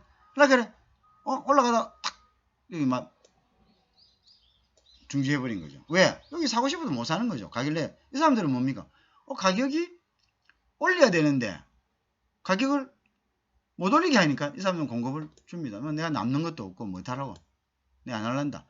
장사를 하면 할수록 더 피해만 올 수 있겠네. 더 손해만 올 수 있겠네. 여기 그러면 공급과 균형이 여기서 픽스가 되거든요. 그러면 이건 뭡니까? 이것이 결국 뭐면 이것이 물량 부족이 생기는 부분이죠. 그죠? 물량 부족이 반드시 생긴다. 그러면 이제 여기에서 QS가 뭐가 된다고? QS가 새로운 가격 상한자의 새로운 공급량이 되고요. 그 다음에 이제 요거는 어떻게 되는? 요거는 이제 결국은 요 공급장에까지 해서 QD가 상한제에서의 수요량으로 이제 된다. 그래서 요 선에서 요게 픽스가 되어 버립니다. 그러면 요 공급량과 수요량 사이의 차이, 그죠? 공급 물량 부족이 생기죠. 요 물량 부족을 이제 어떻게 분배하느냐가 이제 아까 얘기했던 거가 똑같은 이제 논리가 되는 거죠. 그죠? 똑같은 논리가 된다. 자, 그렇게 되는 거죠. 자, 이해하시겠죠? 자, 이제 그렇게 이제 봐야 되고요. 자, 그 다음,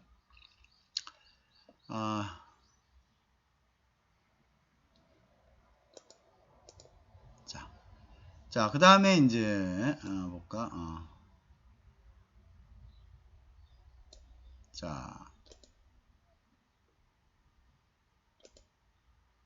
자, 그래서 이제 임대료 규제 부분인데요. 임대료 규제 부분. 자, 임대료 규제 부분에서 자, 그래서 이제 아까 그겁니다. 전문가들에게 물었다는 거지. 이제 임대료 부분. 자, 뉴욕이나 샌프란시스코 같은 도시에서 임대료 인상을 규제한 정책은 긍정적인 효과를 낳았냐? 아니다. 임대료를 아까 똑같은 이야기입니다. 임대료를 규제하니까 임대업자들이 어떻게 한다고? 임대업자들이 어차피 주택의 시설을 좋게 하나 주택의 시설을 나쁘게 하나 똑같으니까 임대업자들이 뭐다? 그대로 이제 뭐냐면 질 높은 주택을 공급하지 않았다. 그래서 결국 이것은 뭐냐면 주택 품질에는 긍정적인 효과를 내지를 못했다. 이런 것들이 이제 나타나다는 거죠. 그래서 그거는 이제 아까 이제 소위 이야기하는 이제 그 부분에서 이제 충분히 설명을 드렸죠. 그죠? 그래서 내지 못했다. 그래서 규제라는 것은 상한제, 임대료 규제는 이제 프라이스 실링을 이야기하죠. 그래서 프라이스 실링의 효과가, 그죠? 프라이스 실링의 효과가, 그렇게 이제 좋은 효과를 나타내지는 이제 못했다라는 것을 이야기를 하고 있습니다. 그죠? 그렇게 된다. 자, 그 다음에 이제 조금 브레이크를 하다가 계속 할 수 있도록 그렇게 하겠습니다. 그죠? 조금 브레이크를 하다가 계속 할 수 있도록 그렇게 하겠습니다. 그죠? 잠깐 조금 쉴까요? 여러분들 조금 쉬고 브레이크 하도록 하겠습니다. 그죠? 자, 자 계속 하겠습니다. 자, 그래서 이제 보면 그래서 결국 임대료 규제는 프라이스 실링이 되겠죠. 그죠? 그래서 프라이스 실링은 여러분들 다 리턴 됐습니까? 다 돌아와셨습니까?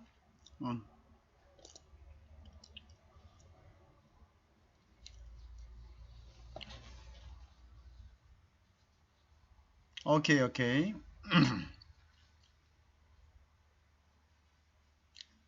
자, 다 돌아왔습니까?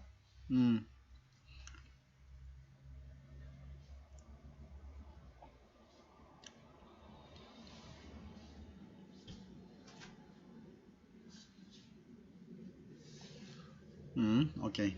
자, 그래서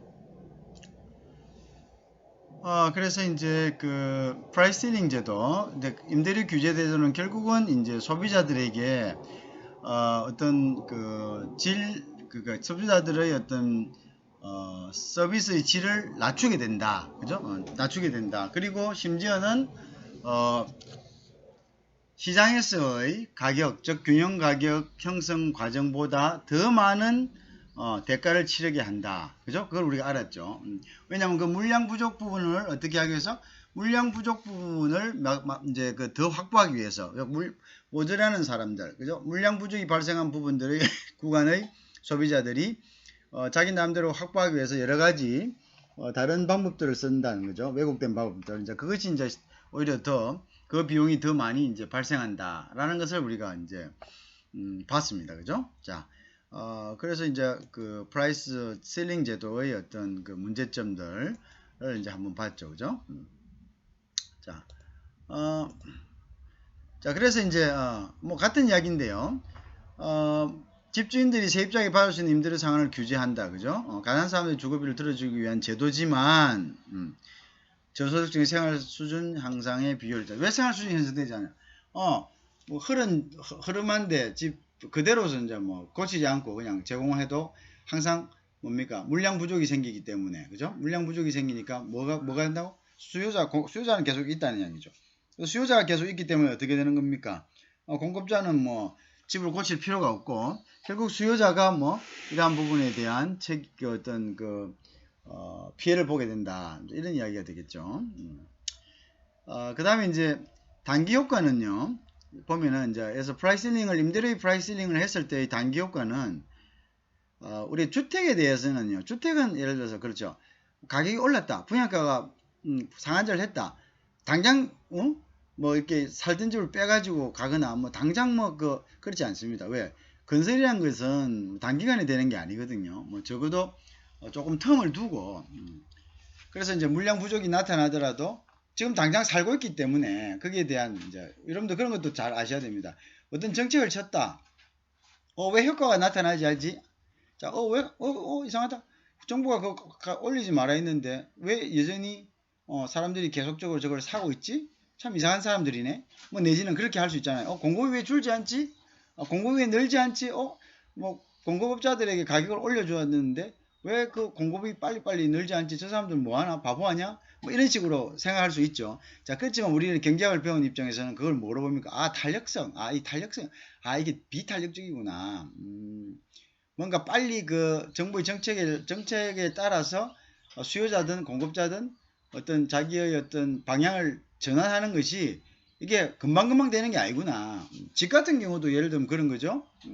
집 같은 경우도 내가 지금 살고 있는데 아파트 가격이 내렸다 해서 살고 있는 집 바로 팔고 바로 갑니까? 그렇지 않죠. 왜?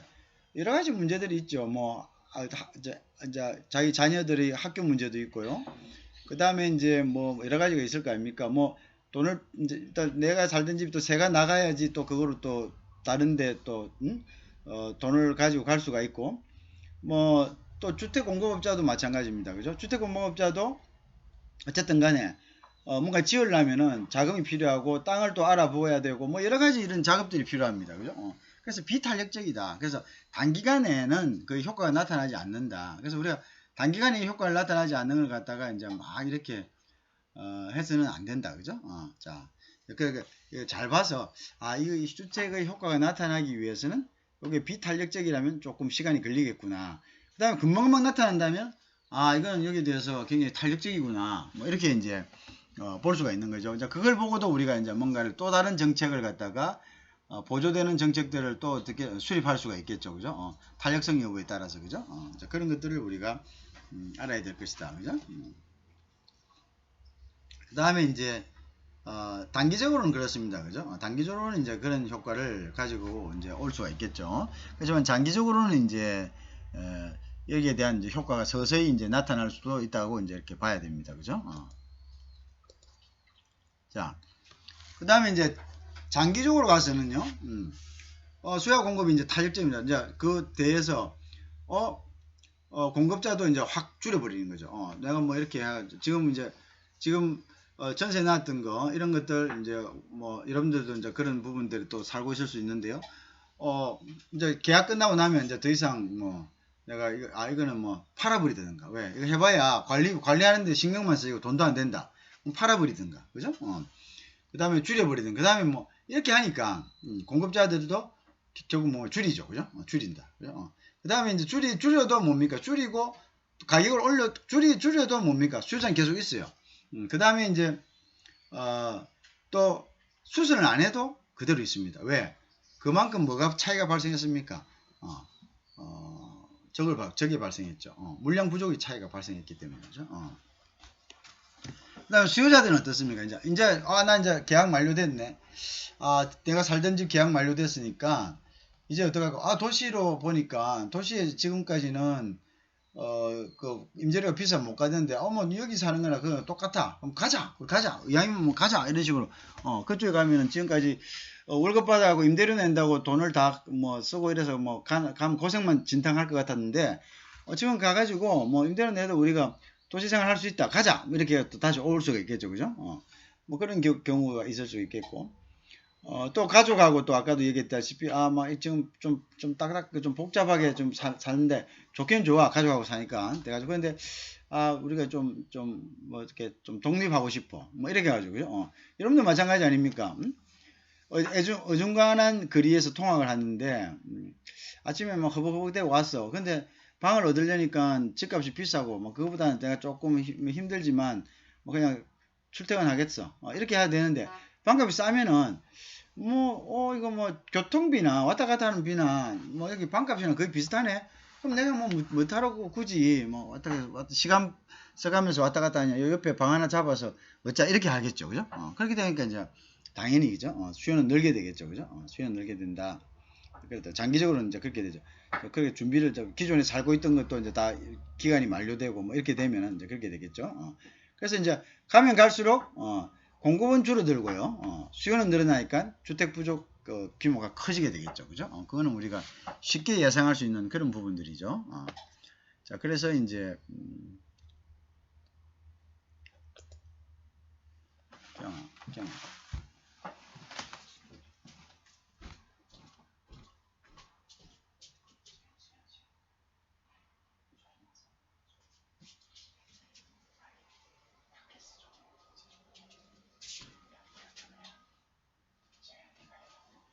자, 그렇게 되죠. 자, 자, 그래서 이제 그까지는 이해를 하셨죠. 그까지 이해를 하셨죠.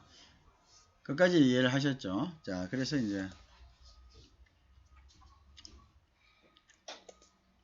그래서 이제 여기 보면은 그래서 여기 보면요.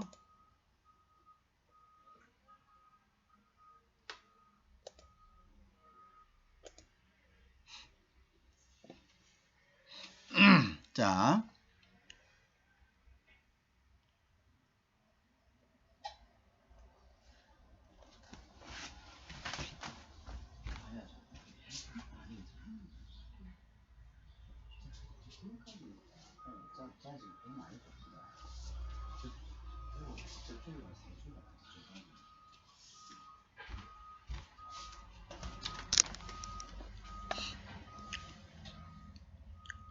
자, 그럼 이제 여기서 여기서 보면은 아까 그 부분이죠, 그죠? 그래서 이제 뭐 같은 그죠? 자, 수요는 있고 그 다음에 이제 아파트 이제 공급은 딱 정해져 있죠, 그죠? 그 다음에 요 밑으로 하면은 결국 뭡니까? 물량 부족 현상이 이제 생기는 거죠. 그만큼 그죠? 물량 부족 현상이 생기는 단기적으로 그죠? 단기적으로는 뭐 공급이 이렇게 일정하게 돼 있다는 것은 단기적으로는 이게 공급이 줄지 않습니다. 그죠? 왜? 업자가 지금 다 하고 있는데 어떻게 지금 뭐 집 짓는 것도 있고 프라이스 상한제를 했을 때 공급자가 집을 지었고 있을 수도 있고 지금 바로 계약을 했을 수도 있고 지금 살고 있는 사람들이 있어 계약 중인 사람들이 있고 그러니까 이걸 당장 물량을 뺄 수가 없죠. 단기적으로는. 왜? 이게 공급시장에서도 주택은 공급시장에서도 비탄력적이고요. 수요도 비탄력적입니다. 그죠? 근데 이제 시간이 가면은 이 사람 이제 다 그거 하죠. 계약됐던 사람들 빼고 자, 이제 더 안 할랍니다. 이제 계약 더 안 할랍니다. 지금 남는 게 없습니다. 그 다음에 이제 뭐고, 새로 중단된, 뭐, 집 지었던 것도 이제 뭐, 다른 데로 이제 전환해버리고, 팔아버리든가, 뭐, 이런 식으로, 그죠? 그래서 이제 임대 공간들을 갖다가 줄여드리죠. 그러면 이제 결국 뭡니까? 이게 이제 서서히 이제 뭡니까? 공급량이 일정하던 것이 공급량이 안쪽으로 줄어드는 거죠. 이제 원래는 여기 이렇게 있다가, 여기 있던 것이 이제 이렇게 이제 완화되면서 탄력성을 가지게 되죠. 이렇게 보세요. 이렇게 이제, 공급량이 이제 줄어드는, 이렇게 줄어드는 거. 이렇게 여기 있다가 여기 이렇게 서 있다가 여기 이렇게 서 있다가 이게 이제 이만큼 줄어들면서 이게 기울기가 이렇게. 자, 수요는 어떠냐? 수요도 마찬가지다. 수요도 여기 있다가 갑자기 늘어나는 거죠. 이제. 수요도 마찬가지 늘어나. 그러면 이거 뭐, 자, 여기 기준에서 공급량은 줄고 수요량은 늘어났다. 그럼 이만큼의 물량 부족이 생기는 거죠. 그죠? 이만큼의 물량 부족이 생긴다. 그래서 이제 장기적으로는 결국은 뭐냐면, 수요는 증가하고 공급은 감소하는 현상이 나타나서 물량 부족은 더 많이 생긴다. 그러니까 이게 이제 부작용으로 나타나는 거죠. 그래서 결국은 이제 가격 상한제도 이제 폐지돼야 되는 것이 옳은 것이다. 이렇게 이제 결론적으로 결론이 날 수가 이제 있는 거죠. 자, 그래서 이제 이런 부분들이 여러분들이 이제 잘 이해를 하셔야 될 부분들이죠. 자, 그 다음 거 한번 보겠습니다. 이거 다 이해하시겠죠? 자, 요거까지는 여러분 다 이해하시라고 봅니다. 그죠? 자, 그래서 이제, 뭐, 자, 그 다음 가격 하한제를 한번 보자. 가격 하한제. 가격 하한제라는 것은 말 그대로, 아까 반대로 생각하시면 됩니다. 반대로 생각하시면. 뭐냐. 자, 가격 상한제에서는, 공급 부족이 발생했어요. 그죠? 공급 부족이 발생했다. 그 다음에 가격 하한제에서는 이제 공급 과잉이 발생하는 거예요. 공급 과잉이. 가격 하한제에서는 공급 과잉이 발생하는 겁니다. 그죠? 공급 과잉이. 자, 공급 과잉이 이제 발생하는데요. 자, 어떤 식의 공급 과잉이 발생해요? 자, 보세요. 이제 이런 식입니다. 공급 과잉이 발생한다는 이야기는, 자, 프라이스 실링을 했다는 것은 무슨 말이냐. 자, 요거 밑으로는 돈 주지 마. 이럽니다.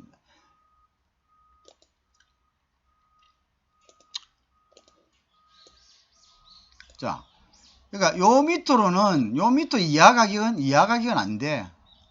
이하 가격은 안 돼. 이하는 안 돼. 요 이하는 안 돼.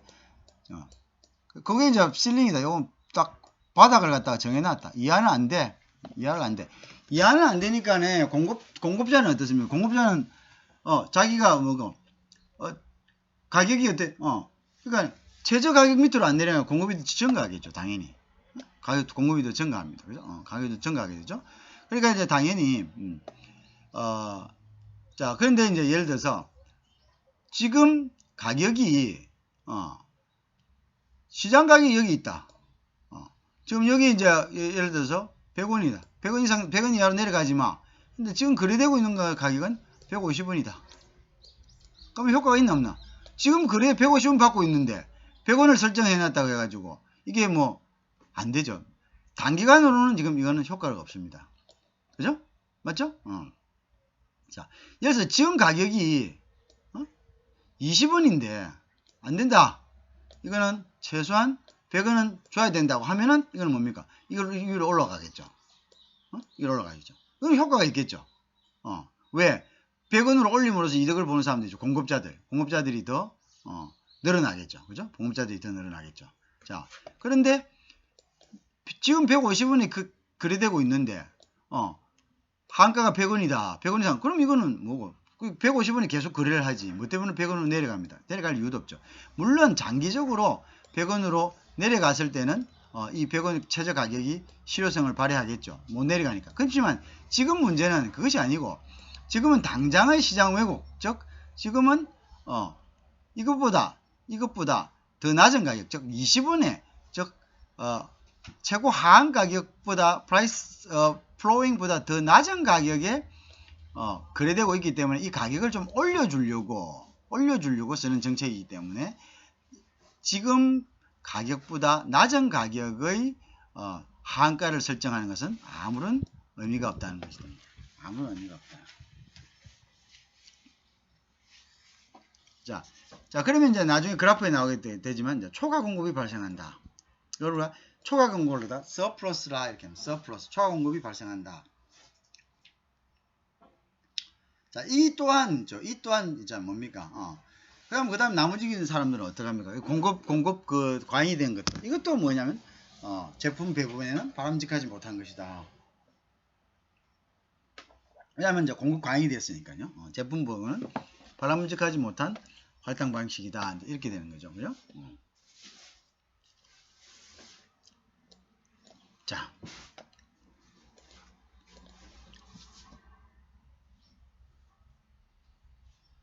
자, 그 다음에 이제 볼까요? 자, 아이고.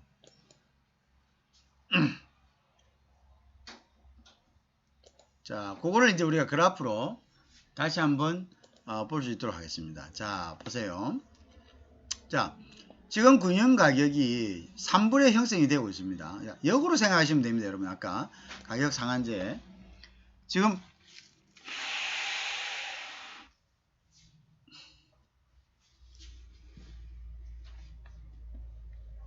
자, 지금 균형 가격이 3불에 형성이 되고 있어요. 자, 균형이 3불에 형성되고 있다.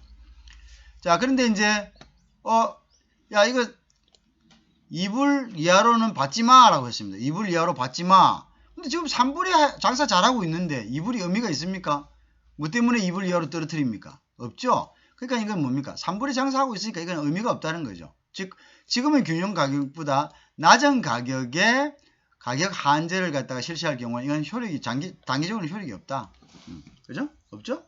왜? 지금 여기서 공급자는 3불 잘 받고 있는데, 자, 2불 이하로 받지 마. 물론 장기적으로 가격이 떨어졌을 때는 이것이 지지선이 되겠죠. 그죠? 이 선 이하로 못 내려니까 효과 보여주는. 지금은 뭐냐? 지금은 이 가격 한제를 쓰는 이유는 지금은 만약에 시장 금융 가격이 뭐 1불이라든지 뭐 이런 식으로 지금 이 가격 한제보다 가격이 낮을 경우에 효를 보는 거죠. 그죠? 그럴 때에는 이제 결국은 뭐냐면 이 가격을 끌어올리기 위해서 이 한제를 갖다가 적용하는 거기 때문에 단기적인 있던 효과들은 지금 없다는 거죠. 그러니까 전혀 효과를 미치지 못한다는 거죠. 그죠? 그렇다는 거죠. 그 다음에 이제 보세요.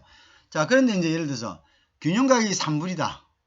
그런데 이제 이 사람들이 4불 이하는 받지 마라고 했다. 그럼 이건 아까 이야기한 거하고 실효성이 있죠. 자, 균형 가격보다 더 높은 가격에다가 가격 한제를 실시했다면 공급업자들은 아이고 지금 우리는 이제 지금 시장 가격이 균형 가격이 3불인데 4불 이하로는 우리가 뭐 안 팔아도 돼. 왜냐면 이렇게 공급 가격을 갖다가 최저 가격을 국가에서 정해놨어. 그래서 4불 이하는 팔 필요가 없어. 이렇게 되겠지. 응? 자, 이럴 때는 어떻게 하냐 이제. 이럴 때는. 자, 이럴 때는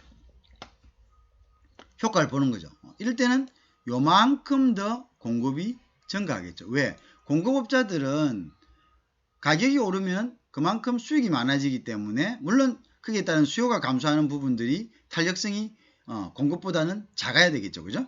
그게 더 커버리면 상쇄돼 버려요. 가격이 오른 부분이 수요가 감소되는 부분이 가격이 오른 부분을 상쇄시켜 버리니까 그러면 이제 뭐 이득이 없어지죠. 가격이 오름으로써 오히려 수요를 줄여 버리니까 그거는 또 맞지 않죠. 그죠? 자, 그러면 이제 보자. 그러면 이제 여기서 자, 이게 공급곡선입니다. 공급곡선. 자, 공급곡선은 여기서 어떻게? 여기서 공급을 더하겠죠, 이 사람들은. 왜? 가격이 오르니까 공급을 더합니다. 쭉 올라갑니다. 내가 이득이 든다니까 공급을 합니다. 자, 그러면 여기 공급곡선은 공급은 여기까지 왔습니다. 자, 근데 수요자들은 어떻습니까? 여기 있다가 가격이 오르니까 수요자들은 수요량을 줄이겠죠. 어디서? 여기서. 여기가 100이었잖아요. 아까.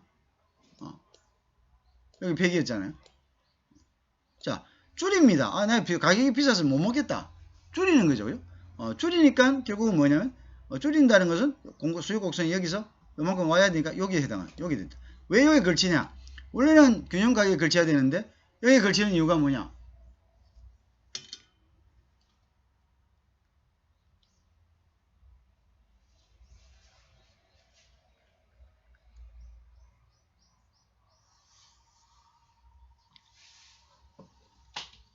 자, 여기 걸치는 이유가 뭐냐? 자, 여기 걸치는 이유는 이게 가격이 픽스가 됐기 때문에 하겠죠. 그럼 요만큼 뭡니까? 자, 공급은 여기 있습니다. 여기 있고 수요는 여기 있으니까 역으로 뭡니까? 공급이 더 많아진 거죠. 여기. 공급은 여기 있고 수요는 여기 있으니까 공급이 이만큼 많아진 겁니다. 그래서 이게 초과 공급이 된 겁니다. 맞죠? 초과 공급이 되었다. 자, 그래서 초과 공급이 된 상태에서는 그럼 공급의 배분의 문제를 다시 야기시킬 수 있다는 거죠. 그죠? 공급 배분의 문제를 야기시킬 수 있다. 자, 그런 부분들이 되겠습니다. 그죠? 자, 그 부분은 이해를 하시겠죠. 그죠? 그 부분은 이제 이해가 될 거라고 이제 믿습니다. 자,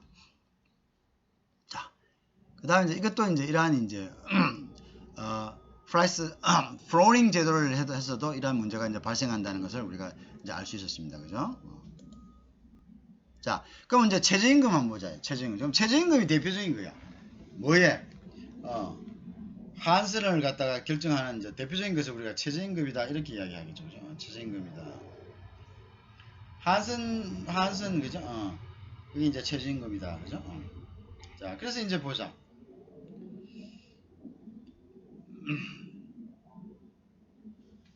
자, 그래서 이제 한선 보면은 우리가 이제 최저임금을 실시하라 이렇게 했습니다. 그죠? 자, 그러면 아까 조금 전에 본 그래프에 대해서 공급자는 누가 되겠습니까? 공급자는 결국은 일하는 사람이죠. 그러니까 노동자들이 됩니다. 그죠? job seeking, 잡을 구하려는 사람들, job hunting을 하는 사람들입니다. 그죠? 잡을 구하는 사람들이 결국 아까 앞전 방금 조금 전에 그래프에서 본 뭐가 됩니까? 공급자가 되는 거죠. 공급자. 그죠? 자, 근데 이제 예를 들어서 기업에서 그럼 이렇게 되면 이제 결과 먼저 보자. 자, 그래서 저임금 고용률 지금보다 현저하게 더 낮아질 것이다. 이런데 여기서는 의견이 분분합니다. 동의한다, 불확실한다, 비동의한다. 이건 참 의견이 분분하죠. 그래서 이런 것들을 이제 여러분들도 한번 의견을 내보십시오. 자, 여러분의 의견을 한번 보자. 지금 내봐라. 자, 요 부분에 대해서 만약에 최저임금이 인상됐다 하자. 우리 자 그래서 15달러 15,000원이다 하자. 우리 15,000원이다. 뭐 지금은 이제 뭐 그죠 15,000원이 된다 하자. 최저임금이 지금에서 15,000원 올린다고 하자. 응? 그러면은 저임금 근로자들의 고용률은 지금보다 현저하게 낮아질 것이다 라는 데 대해서 여러분들의 생각은 어떤지 빨리 지금 써봐라. 그 부분에 대한 여러분들의 생각을 빨리 써보세요. 여러분들의 생각 자유롭게 책에 얽매이지 말고 책에 있는 걸 보고 그냥 자기 의견을 하는, 물론 그것도 그럼 책에 있는 그 의견을 낼 때는 좀 추가적인 어떤 그 의견, 좀 더 추가적인 생각, 좀 창조적인 생각, 뭐 이런 것들. 책에 있는 꼭 답이 아니에요. 왜? 여기도 보세요. 동의한다. 학자들 사이에도 동의한다. 34%야. 불확실하다. 그보다 더 많아. 비동의한다.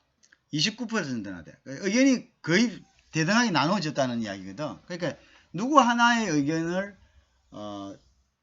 단적으로 따를 수 없다는 이야기가 되거든. 그러니까 여러분들도 여기에 대해서 지금 바로 의견을 내봐. 자, 최저임금이 오른다고 봤을 때 여러분들이 그것이 저임금 노동자의 고용률, 즉 취업률과 취업률이 지금보다 더 나아질 것인가. 또 하나는 뭐냐면 그렇게 된다면은 그 다음에 저임금 노동자들의 어떤 그 생활 수준은 향상될 것인가에 대해서 한번 생각을 지금 빨리 적어봅니다. 지금 바로 적어봅니다. 적어서 빨리 올려라. 1분 내로 옮깁니다. 1분 내로. 알겠죠? 1분 내로.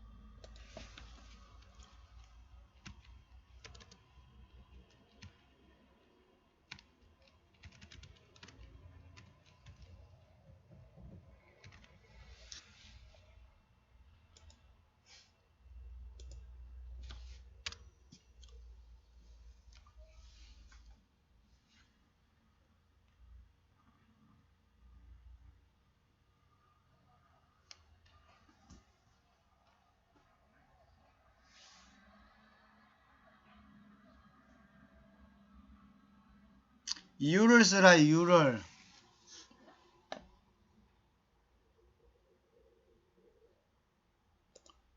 이유를 쓰라. 이유를. 이유를 써보세요. 생각을 써보세요. 왜 그런지.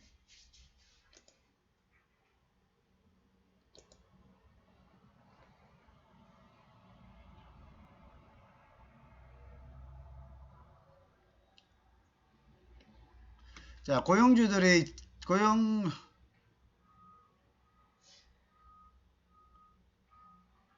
자, 기업인 업자가 지는 부담이 커서 고용률이 낮아질 것 같아. 그리고 물가도 동시에 상승하게 돼서 저임금 노동자들의 생활 수준은 유의미하게 달라지지 않을 거라고 생각한다. 비숙련자 노동자들은 고용률이 낮아질 것 같습니다. 그들의 생활 수준은 크게 변함이 없을 것 같아. 다 썼나? 빨리빨리 쓰라. 빨리 쓰세요. 이것도 지금 일종의 쪽지입니다.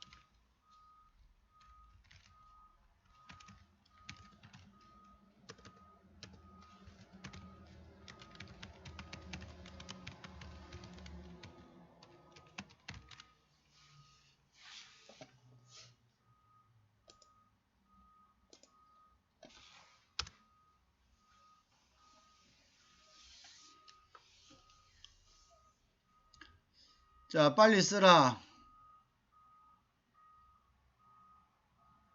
자, 고용주가 임금비 부담으로 비숙련 노동자인 저임금 노동자를 채용하지 않을 것이다.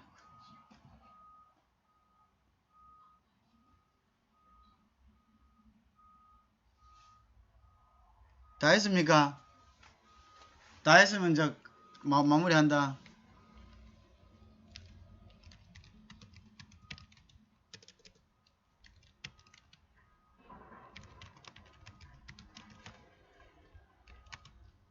답이 없는 사람은 어떤 사람이죠? 컴퓨터만 켜놓고 자리 없다는 거죠.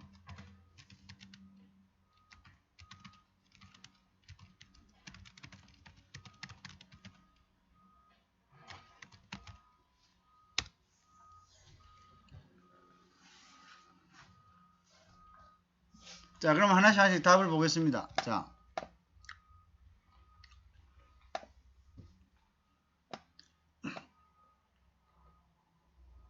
자, 그래서 자, 다 했습니까? 자, 그러면 하나씩 지금 여기서 일종의 쪽지입니다. 지금 안 하면은 컴퓨터만 켜놓고 앞에 없다는 이야기겠죠. 자, 그럼 위에 훑어봅니다. 그죠? 여기까지 종료하고 자, 봅시다. 자, 한번 보자. 낮아질 것 같아. 임금비 부담이 커지기 때문에 뭐야 이거. 고용주는 저임금 노동자들 지금보다 더 낮아질 것 같다. 그죠? 임금비 부담이 커지기 때문에 고용주들은 저임금 노동자의 고용을 끌 것이다. 그 다음에 저임금 노동자들은 주로 비숙련 노동자들인데, 그죠? 최저임금이 지나치게 높아지면 고용주는 차라리 숙련된 노동을 고용할 것 같다. 저는 고용률이 낮아진다고 생각한다. 어느 정도 숙련자는 고용해 줄 것 같은데, 아닌 사람들이 고용률이 낮아질 것 같아. 그죠? 비슷할 것 같아. 고용주들이 저임금 노동자의 임금을 높여준 대신 그에 맞춰 노동 시수를 줄여 노동자들의 생활 수준은 비슷할 것 같아. 그래서 좀 독창적이고 그런 생각을 했네. 임금은 높아지나 수요량은 낮아져서 경쟁 있는 고용률이 지금보다 낮아지는 것을 또 임금은 높아지나 수요량은 낮아져서 경쟁력 있는 고용을 원해. 지금보다 낮아지는 것에 동의합니다. 불확실하다. 이유는 근로자를 써야 하긴 하지만 최저임금이 인상되면 근로자들이 일하는 시간이 더 줄어들 것 같아서 불확실할 것 같아. 근로자들을 써야 하긴 하지만 최저임금이 인상되어 근로자들이 일하는 시간이 더 줄어들 것 같아서 그 다음에 기업이나 업자가 지는 부담이 커져서 고용률이 낮아질 것 같아. 그리고 물가도 동시에 상승하게 돼서 저임금 노동자들의 생활 수준은 유의미하게 달라지지 않을 거라고 생각한다. 임금이 오르면 고용주가 고용하기를 꺼려지므로 그만큼 숙련된 노동자를 쓸 것 같습니다. 그러므로 저임금 근로자들은 생활 수준은 크게 변할 것 같지가 않다. 물가가 오르면 비정규직 고용률이 떨어질 것 같아. 자, 최저임금이 오른 만큼 고용주들도 숙련된 노동자들을 쓸 것 같아. 물가가 상승하고 저임금 근로자의 생활 수준은 높아지고 고용률도 낮아질 것 같아. 물가가 상승한다. 저는 고용률이 낮아진다고 생각한다. 높은 임금비 때문에 고용주들 최소한의 인원수로 일을 최대한으로 할 것 같아. 자, 저임금 노동자를 쓰는 이유가 말 그대로 저임금 때문인데 임금이 상승하게 되면 노동자의 고용이 줄어들고 숙련된 고용자들을 차라리 채용하는 기업 입장에서 더 좋을 거라고 생각한다. 자, 줄어든다는 게 대부분의 이제 여러분들의 생각은 전체적으로 보니까 줄어든다라는 것이었죠. 줄어든다는 것에 이제 여러분의 생각이었습니다. 자, 그러면 이제 어쨌든 과잉이 생긴 거죠, 그죠? 자, 그러면 이제 한번 봅시다, 그죠? 뭐 하나 사례로 봅시다, 그죠? 사례로. 자, 그 15불 올렸다니까 고용주에게 피고 노동자가 지불하는 최저임금 수준을 법적으로 규정하는 제도입니다. 뭐가 최저임금제가? 야, 얼마 이상 줘라. 10,000원 이상 줘라. 15불 이상 줘라. 그 이하는 안 된다라는 법적으로, 그죠? 법적으로 이제 규정하는 제도죠. 그래서 최저임금이 그 당연한 거죠. 균형임금보다 높으면 최저임금이 균형임금보다 높으면요 노동 공급량이 뭔가 수요량을 초과하죠. 당연히 초과하죠. 아까 똑같은 겁니다. 아까 봤죠? 그래프. 그러면 그만큼 과잉이 되죠. 왜? 왜? 월급이 많으니까 사람들이 뭡니까? 더 많은 잡을 구하려 하겠죠. 특히 젊은이들이 더 많은 잡을 구하려 합니다. 그래서 뭐 이런 이야기를 이제 책에서는 10대들 특히 이제 우리가 저임금에 의존하고 있는 10대들이 학업을 그만두는 경우가 많이 생긴다. 근데 문제는 뭐냐? 이미 학업을 그만두고 아르바이트 전선에 뛰어든 기존의 10대들을 오히려 더 밀어내버린다. 그게 더 큰 부작용이죠. 왜? 학업을 그만두고 그걸 갖다 아르바이트 봐서 작업을 하는 학생들은 이제 거기에서 목숨을 걸어야 되잖아요. 그런데 임금이 오르기 전에는 상대적으로 이런 사람들이 적었어요. 학교에 있는 학생들이 더 많죠. 상식적으로. 그때는 경쟁 없이 자기들이 나가면 작업을 구할 수 있었어요. 근데 자기가 비슷한 처지에 있는 사람들이 임금이 오르니까 학교를 그만두고 확 다 나오는 거예요. 그러니까 경쟁이 붙은 거예요. 비숙련이지만. 그러니까 이제 경쟁의 어떤 체제에서는 어떻게? 자, 어차피 고용주 입장에서는 똑같이 10,000원을 줘야 되는데 그런데 이제 새로 들어온 사람들하고 경쟁이 붙었다는 선택의 기회가 고용주는 넓어지는 거죠. 자, 기존에 이제 있던 사람들이 뭐 여러 가지 이유가 있겠죠. 뭐 너무 이제 타성에 젖었다든지 내가 봐서는 이제 경험해 보니까 저 친구는 뭐 조금 일을 좀 느릿느릿하게 하고 뭐 좀 이렇게 좀 센스가 없고 손님을 대하는 태도도 안 좋아. 그래서 다른 비슷한 임금의 다른 사람을 구하려고 했는데 지금까지는 뭐 임금을 자기 마음대로 줄 수 있었으니까 저임금으로 줬다 이거죠. 그죠? 저임금을 주니까 막 싸게 임금을 주는 그런 어떤 그런 장점이 있었기 때문에 그냥 있었다 이거죠. 근데 어차피 이제부터는 임금을 똑같이 줘야 돼. 똑같이 줘야 된다면 보다 더 나은 사람들을 뽑아야지 라고 생각하겠죠. 고용주는. 그러던 차에 임금이 높으니까 학교 교육을 받고 있던 학생들이 나와가지고 잡을 구하는 학생이 더 많으니까 고용주 입장에서 선택폭이 높아지겠죠. 높아지니까 결국 어떻게 합니까? 그러니까 기존에 있던 학생들이 오히려 더 차여 나가는 거죠. 그죠? 자, 그래서 이제 뭔가 기존에 이런 아르바이트를 하고 있던 또한 저임금에 의존하고 있던 사람들의 생계조차도 위협하는 그런 이야기예요. 왜? 뭐 때문에 그렇습니까? 노동시장에서의 공급 초과가 생기니까요. 노동시장에서의 공급 초과가 생기니까 그렇다. 자, 무슨 말인지 알겠죠? 자, 그러니까 이제 결국은 이제 이렇게 이제 공급 초과가 생기면은 노동시장에서는 이제 이러한 것들뿐만 아니라 아르바이트뿐만 아니라 기존에 있던 이제 아까 여러분들이 그런 부분들에 대해서는 아주 정확하게 지적을 많이 했는데요. 기존에 있던 그 잡을 갖고 있던 사람들, 이 사람들이 어떻게 됩니까? 이 사람들이 이제 결국 뭡니까? 줄여드린 거죠. 왜? 고용주 입장에서는 어떻게 된다고? 고용주 입장에서는 저게 생기는 거죠. 요거는 이제 우리 각자의 의견이 다 다를 수 있습니다. 그리고 그 결과도 다를 수 있고요. 아까 우리가 보다시피 거의 비슷하게 대등하게 의견이 나누어져 있습니다. 불확실하다, 긍정적이다, 부정적이다. 그죠? 그래서 정답이 있는 건 절대 아닙니다. 정답이 있는 건 절대 아닙니다. 그래서 이제 나누어져 있다는 것을 우리가 알아야 됩니다. 자, 그래서 이제 그 현상도 사회마다 틀리고요. 그죠? 사회의 어떤 경제 구조에 따라서 또 완전히 틀릴 수가 있고요. 그러니까 여러분들이 그런 부분들을 간과하시면 안 되겠죠. 자, 그래서 이제 우리가 노동의 대가로 이제 지불해야 되는 이제 그 부분들이죠. 그죠? 그러면 수요량이 총과해가지고 실업이 발생하게 되고요. 그 다음에 기존에 있던 실업자들도 여러분들이 다 모두 지적을 했습니다. 어떻게 된다고? 쫓겨나게 되는 거죠. 왜? 노동 부담이 커지니까요. 커지니까 오히려 더 뭡니까? 자, 그 다음에 이제 기존에 있던 실업자들 중에서 예를 들어서 전문직이고, 이 사람은 정말 이 사람은 어떻게든 그 속된 말로 자를 수 없다. 자를 수 없다. 파이할 수 없다. 해고할 수 없다라는 사람들만 어떤가 더 강화되는 거죠. 그들은 더 보장이 되고 더 안정적인 생활을 하게 되는 거죠. 그죠? 임금은 상대적으로 더 강화되고 있으니까요. 그죠? 자, 이런 이제 현상이 나타날 수 있다. 그죠? 자, 그런 것들을 우리가 생각해 볼 수가 있겠죠. 자, 그러면 이제 우리가 공급은 노동이라고 하죠. 그래서 원래 이게 없을 때는 이런 정부의 관심이 없을 때는 그냥 균형시장에서 맞춰지는 겁니다. 그죠?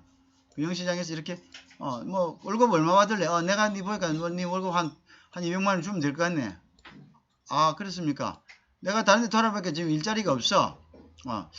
일자리가 없어서 아이고 나도 200만 원 받고 하자. 그래갖고 어떻게 결정한 거야. 그래서 수요와 공급에 의해서 결정이 됐어요. 자, 관심이 없었죠? 최저임금 하라 마라 말이 없었죠. 자, 근데 여기에 최저임금이 근데 이제 어떻게 되노? 이따가 이제 이걸 갖다가 최저임금을 올렸어. 야 210만 원을 해. 210만 원을 해라. 옮겨버렸어. 아니면 300만 원 하자. 300만 원 해. 옮겨버렸어. 200만 원 주다가 와 이거 월급이 올라버렸네. 월급 올라버리니까 뭔가 월급 오르니까 당연히 여기서 공급량은 여기 있다가 뛰쳐나오는 거 사람들이. 나도 취업할래. 나 취업할래. 먼저 취업할래. 나오는 거죠. 노동 공급이 증가하는 거죠. 어디서? 여기서 나오는 거죠.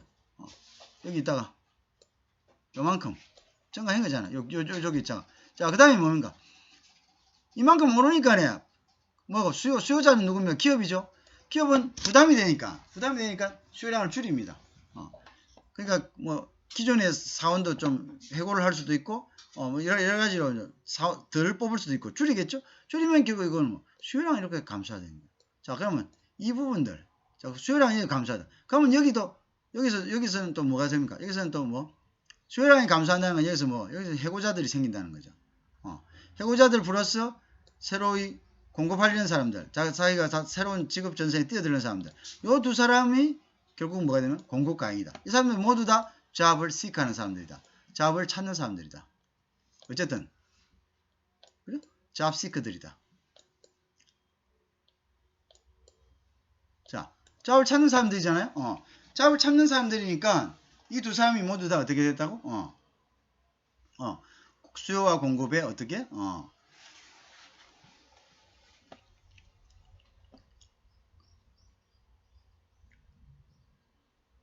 잉여가 생기는 거죠. 공급이 생기는 거죠. 자, 그렇게 되니까 이제 이거는 결국은 실업의 문제를 발생할 수 있다라는 결론에 도달할 수 있는 거죠. 이해하시겠죠? 자, 그래서 여러분들도 이런 부분에 대해서 아까 대부분의 이제 이야기들을 이 생각과 이 사람 저자의 생각과 거의 비슷하게 했습니다만은 이제 이거는 이제 우리의 생각입니다. 또 이거는 또 사회에 따라서 경제는 여러 가지 이거 말고도 복잡하게 설명할 수 있는 부분들이 많이 있습니다. 그죠? 이제 우리가 예를 들어서 이번 정부에 들어가지고 왜 정책에 대해서 우리가 항상 이 리뷰를 해야 되니까요. 경제학이란 그런 겁니다. 그죠? 그러니까 어차피 이제 우리가 현 정책, 현 정부에 대해서 우리가 터치하지 않을 수가 없죠. 그러니까 이제 이거는 뭐 현실적인 거니까 어쩔 수가 없습니다. 어떤 정치적인 거를 떠나가지고 현실적인 이제 상황을 보는 거죠. 자, 이제 그래서 자, 그러면 이제 현 정부에서는 그럼 왜 이런 정책을 썼느냐 이거죠. 그럼 그 나름대로 또 이유가 있습니다. 왜? 자, 일단은 우리가 어떤 겁니까? 수요 공급 곡선을 한번 보세요. 이 정책을 입안한 경제학자들은 이렇게 생각했을 겁니다. 자, 수요를 늘리려면 결국 뭐냐? 수요를 늘리려면 우리가 앞전에 공부한 게 있죠. 수요를 늘리려면 뭐가 돼야 됩니까? 수요를 늘리려면 결국은 가격 플러스 뭐 한다고? 수요량을 늘려야 된다. 수요량을 늘리려면 가져야 되는 게 무엇입니까? 수요량을 늘리려면 결국 인컴이 있어야 되는 거예요. 우리가 어쨌든 사기 위해서는 돈이 있어야 된다. 그럼 돈은 어디서 나오냐? 그럼 그 돈의 대부분의 기원은 뭐냐면 노동자 계급들이 어떤 노동임금이다. 그죠? 노동임금은 결국 올라간다면 그게 노동임금에서 갖는 편이 더 커지겠죠? 그럼 그거를 가지고 어떻게? 결국 다시 수요를 창출하게 되고요. 그 수요를 창출하게 되면 공급자들은 더 많은 공급을 하게 됩니다. 더 많은 공급을 하게 된다면은 결국 그것은 뭐냐면 규모의 경제에 가지고 시간당 그 어떤 단가가 떨어지게 되고 단가가 떨어지게 되면 공급 가격도 떨어지게 되고 그러면 뭡니까? 공급 가격 플러스 수요량 이것이 또 전체적인 인형화 되는 거죠. 생산성이 되는 거죠. 생산성이 더 증가한다는 그런 거죠. 그러면 경기가 더 활성화된다라는 것이 이제 정부 측의 정부가 기한할 때의 어떤 기본적인 베이직한 이제 그 컨셉이 되겠죠. 그죠? 무슨 말인지 이해하시죠? 그런 부분들이 될 수가 있습니다. 자, 그래서 이제 그런 부분들이 우리가 이제 최저임금제를 자, 그다음에 이제 아무래도 임금이 높아지면은 생활 수준이 향상된다는 거죠. 생활 수준이 향상되면은 보다 그다음 이제 인간다운 생활을 할 수 있는 그런 이제 기회들이 이제 많아지고 그게 이제 더 많은 삶을 인류의 삶을 풍요롭게 만든다라는 이제 그런 취지였죠. 그죠? 그것도 이제 우리가 비난할 수 없는 거죠. 비난할 수 없는 거고 또 그것이 국가에 따라서는 수요를 창출하는 하나의 임금이 마중물이 될 수 있습니다. 자, 국가가 세금을 재정적으로 푸나 복지로 푸나 그죠? 어쨌든 국가는 돈을 풀어야 됩니다. 돈을 순환시키고 나중에 그걸 세금으로 다시 걷어들이는 거죠. 그죠? 그래서 이 돈을 갖다가 계속적으로 순환시켜야 되는 겁니다. 그죠? 순환시켜야지 결국 경제가 돌아가는 거죠. 근데 그 순환시키는 방법을 어떤 복지정책, 재정정책, 금융정책, 통화정책, 뭐 이런 방법으로 푸는 거나, 그다음에 전체적인 임금을 상승시키고 공무원을 고용해가지고 그 공무원을 통해서 국가의 돈을 푸는 거나, 그게 뭐 차이가 뭐가 있냐 이런 거죠. 그런 이제 컨셉입니다. 그래서 일단 돈을 푸는 부분에 있어서는 똑같다. 그 돈은 결국 돌아서 다시 국가가 회수되고 그 회수된 돈은 다시 또 민간으로 가고 그래서 이게 계속적으로 순환된다. 이제 그거를 갖다가 우리는 그러한 관점에서 뭐냐면 최저임금제를 갖다가 도입하게 되는 거죠. 그죠? 또 최저임금제를 도입하게 되는 것이다. 이제 그런 부분들을 이제 그런 것을 이제 기본으로 해갖고 한 거고요. 또 그런 어떤 것들이 경제의 어떤 활성화의 마중물로서의 어떤 임금이 작동되는 그러한 사회들이 또 있습니다. 있습니다. 그죠? 그리고 또 사회의 어떤 연령이라든지 구조라든지 이런 것들로 봐가지고 이제 또 고령화되어 가는 사회 같은 경우는 특히 그렇겠죠. 이제 이런 데서는 어쨌든 간에 이제 이런 부분에 대한 고려가 굉장히 이제 필요한 부분들이죠. 그죠? 그래서 그것을 뭐 어떻게 딱 그런 정책들이 이 모델은 이제 일반적인 것을 가지고 봤을 때는 이제 이런 이제 것이다라고 이제 하는 거죠. 그래서 이건 미국의 사례고요. 또 이거는 또 한국에 따라 좀 틀릴 수가 있습니다. 그리고 나라에 따라 틀릴 수가 있지만 이제 그것은 이제 우리가 이제 리뷰를 해야 되는 부분입니다. 우리가 크리티컬하게 우리 사정에 맞게 이제 그 정책에 대해서 우리가 조금 이제 뭔가 잘못된 점이 없는가라는 것을 이제 한번 리뷰해 봐야 되는 거죠. 그런 부분들이 있다라는 것을 우리가 전제로 하고 이제 설명을 하는 겁니다. 알겠죠? 자, 그 부분들을 우리 모두가 동의하기를 바랍니다. 자, 그 다음에 볼까요?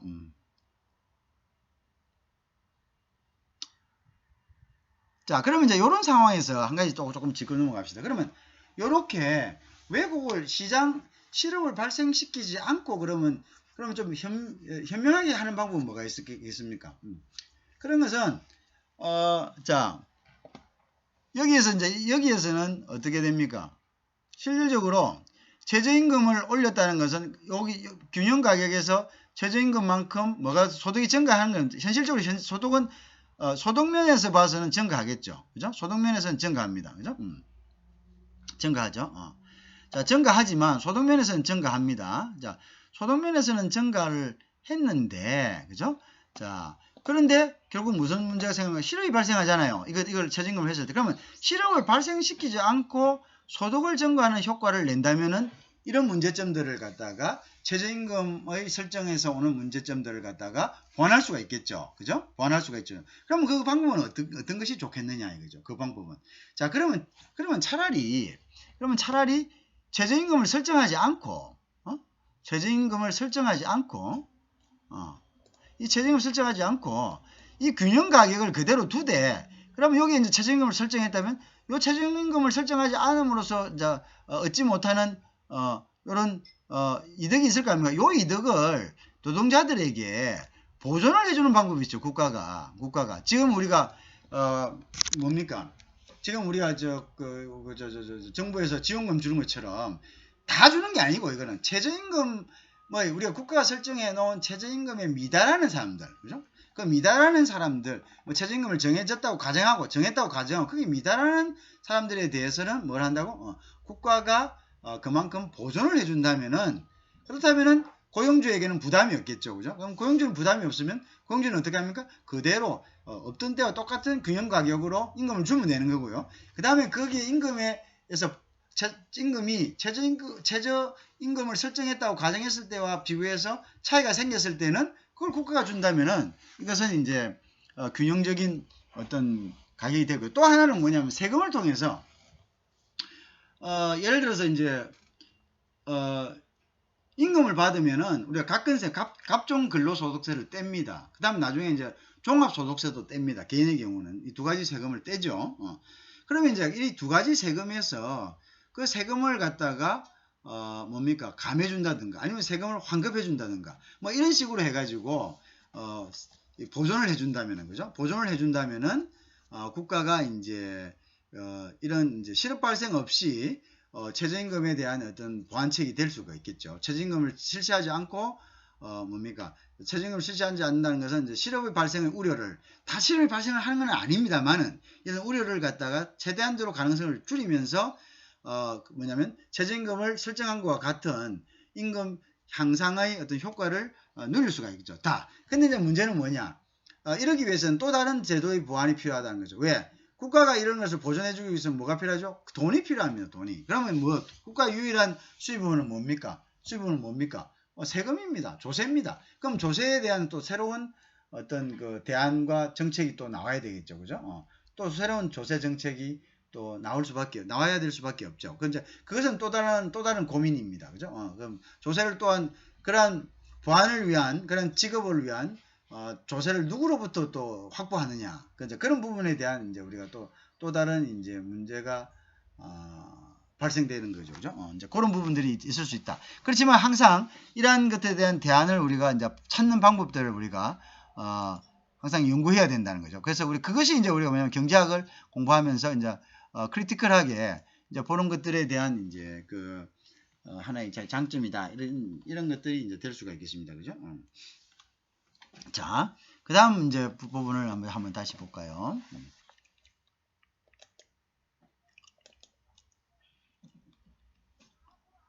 자, 그 다음에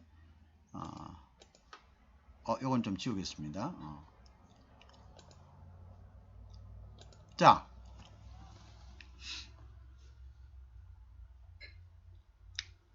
그 다음에 이제